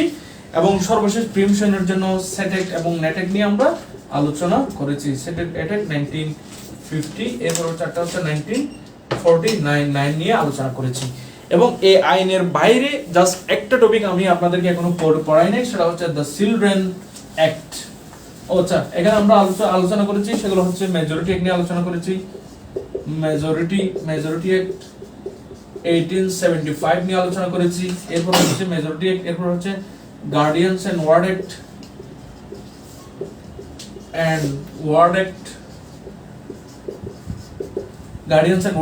মেজরিটি গার্ডিয়ান, এই তোগুলো অনেকগুলো আইন নিয়ে আমরা আলোচনা করেছি। আপনারা কাইন্ডলি এই আইনগুলো পুরোটা পড়তে হবে না, ওই টপিক ওয়াইজ যে যে সেকশনগুলো আমি আপনাদেরকে বলেছি সেই সেকশনগুলো আপনারা একটু কাইন্ডলি মনোযোগ দিয়ে পড়ে নেবেন, দেখে নেবেন।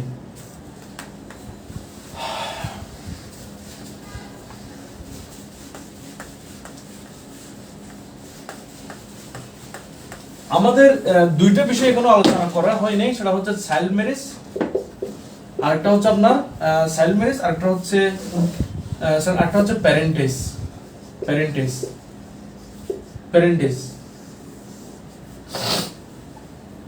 চাইল্ড ম্যারেজ এবং প্যারেন্টেজ এই দুইটার মধ্যে আসলে আলোচনা বলতে তেমন কিছু নাই, আমি যতটুকু দেখেছি আর কি। এখানে চাইল্ড ম্যারেজের মধ্যে একটা জিনিস করতে হবে, ওই যে চাইল্ডটাকে সেটা আমরা কিন্তু মেজরিটি অ্যাক্ট পড়ানোর সময় বলেছি, ওইটা একটা সেকশনের মধ্যে বলা আছে, সেকশন 3 আমার যতটুকু মনে আছে, সেকশন 3 অফ মেজরিটি অ্যাক্টের মধ্যে বলা আছে যে গার্ডিয়ানের ক্ষেত্রে গার্ডিয়ান মেল এবং ফিমেল যাদের বয়স 18 বছরের নিচে তাদেরকে চাইল্ড হিসেবে কি করা হয়, গণনা করা হয়। কিন্তু মুসলিম ফ্যামিলি ল অর্ডিন্যান্স 1961 মোতাবেক পুরুষের বয়স 21 আর মহিলার বয়স 18, এই 21 এবং 18-র নিচে যদি কারো বিবাহ হয় তাহলে সেটাকে কি বলা হবে, চাইল্ড ম্যারেজ হিসেবে গণনা করা হবে।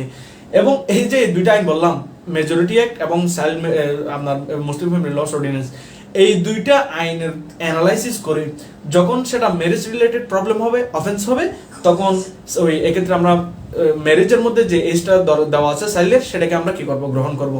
আর যদি প্রপার্টি কোনো রকমের গার্ডিয়ানশিপের প্রবলেম হয়, সেক্ষেত্রে আমরা চাইল্ড হিসেবে 18 বছর বয়সটাকে গ্রহণ করব।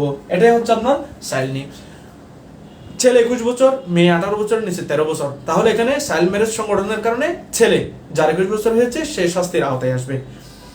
আর মেয়ে 18 বছর হয়েছে, ছেলে হচ্ছে আপনার 20 বছর। এখানে ইন্টারেস্টিংলি মেয়ের বয়স কিন্তু ছেলের চেয়ে স্টিল কম, মেয়ে হচ্ছে 18 আর ছেলে হচ্ছে 20। বয়সে কে বড়? এই বয়সে হচ্ছে ছেলে বড়, কিন্তু ছেলে বড় হওয়ার পরেও এই যে একটা মাত্র সুযোগ, মেয়ের চেয়ে বয়সে 200 হওয়ার পরেও এই একটা ক্ষেত্রে মেয়ে কি হবে, আপনার শাস্তির আওতায় পড়বে। এখানে যেহেতু মেয়ের লিগাল এজ 18 বছর পুরা হয়েছে, সেই যেহেতু 20 বছরের একটা ছোট্ট ছেলেকে, ছোট দুধের বাচ্চাকে বিয়ে করেছে, সেজন্য মেয়েটাকে কি করা হবে, শাস্তি দেওয়া হবে, পানিশমেন্ট দেওয়া হবে। এই হচ্ছে আমাদের চাইল্ড ম্যারেজের বা চাইল্ডের মেইনটেনেন্স, ওইখানে নিয়ে ওইগুলো আপনারা একটু নিজেরাই দেখে নেবেন। আমি তো আর সবকিছু পড়াই ফেললে তো আর হবে না, যেহেতু মেজরিটি অ্যাক্ট, এরপর হচ্ছে মুসলিম ফ্যামিলি ল অর্ডিন্যান্সের চাইল্ডের বয়সটা আমি ওই সময় বিস্তারিত আলোচনা করেছি। সুতরাং চাইল্ড ম্যারেজ নিয়ে আপনাদের যে যে ব্যাপারগুলো বলা আছে, চাইল্ড ম্যারেজের শাস্তি, সেগুলো একটু কাইন্ডলি আপনারা দেখে নেবেন, দেখি আপনারা কতটুকু পারেন, এটা আপনাদের জন্য হোমওয়ার্ক। এরপর একটা হচ্ছে প্যারেন্টেজ মানে হচ্ছে বাবা হিসেবে দাবি করা। তো এটাও তেমন বড় ধরনের আলোচনা না, কেউ যদি বাবা হিসেবে দাবি করে তাহলে সেই দাবিটা বৈধ হওয়ার জন্য কি সেটা যদি আপনারা কি বলে ওই যে জসিম আলী স্যারের যে টেক্সট বই, সেখান থেকে যদি প্যারেন্টেজটা নিয়ে আপনারা দেখে নেন তাহলে আপনাদের কাছে খুব ইজি হয়ে যাবে। নেক্সট যেটা ডেট, আগামী কি বার, আগামীকাল তারিখ, আগামীকাল 14 তারিখের প্রশ্নে আপনাদেরকে এই ওয়াকফ, উইল, প্রিএমশন, চাইল্ড ম্যারেজ এবং প্যারেন্টেজ এই 5টা টপিক থেকে আপনাদেরকে প্রশ্ন করা হবে। আপনি প্রশ্নের জন্য প্রস্তুত থাকবেন। রাজুদা যেমন 20 টাকায় 2টা পরোটার আনলিমিটেড সবজি দেই, 30 টাকায় একটা ডিম দেই, আপনাদেরকেও প্রশ্ন 20টা হোক, 30টা হোক, 50টা হোক, দাদা আপনাকে কিন্তু ঠিক মতো উত্তর করতে হবে। দাদা আপনি যদি ঠিক মতো উত্তর না করেন তাহলে আমাদেরকে বুঝতে হবে আপনারা পড়াশোনা করছেন না, পড়াশোনা না করলে আপনি ক্ষতিগ্রস্ত হবেন।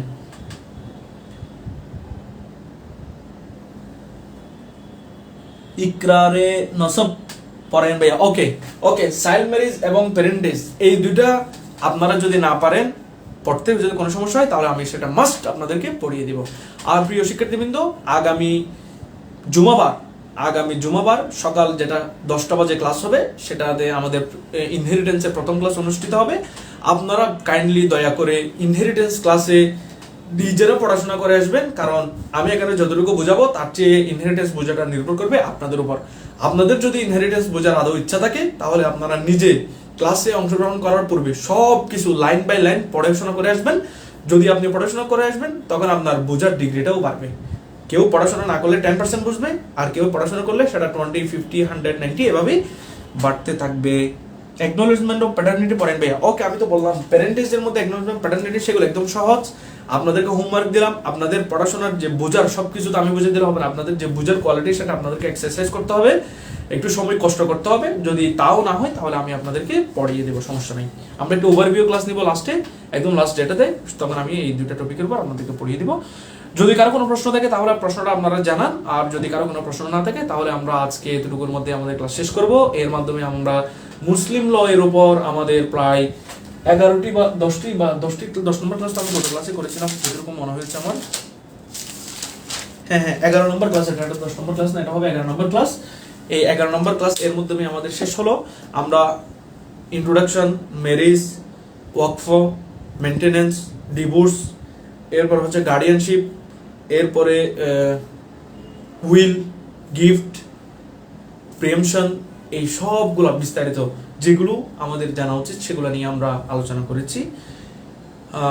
আপনারা যারা ক্লাস অংশগ্রহণ করেছেন আপনাদেরকে অসংখ্য ধন্যবাদ। আর যারা ক্লাস অংশগ্রহণ করেনি আশা করি তারাও কোনো না কোনোভাবে তারা ক্লাস দ্রুত ম্যানেজ করে নিবে। আপনাদের সামনের যে পরীক্ষাগুলো আসবে সেগুলোতে আপনাদের ভালো পার্টিসিপেট করতে হবে। ভালোভাবে যদি পড়াশোনা করেন তাহলে আপনারা ভালো রেজাল্ট করবেন। কারো কোনো প্রশ্ন আছে? যদি না করে তাহলে আমরা ক্লাস এখানে শেষ করছি। ওয়া আখিরু দাওয়ানা আলহামদুলিল্লাহি রাব্বিল আলামিন। আসসালামু আলাইকুম ওয়া রাহমাতুল্লাহ।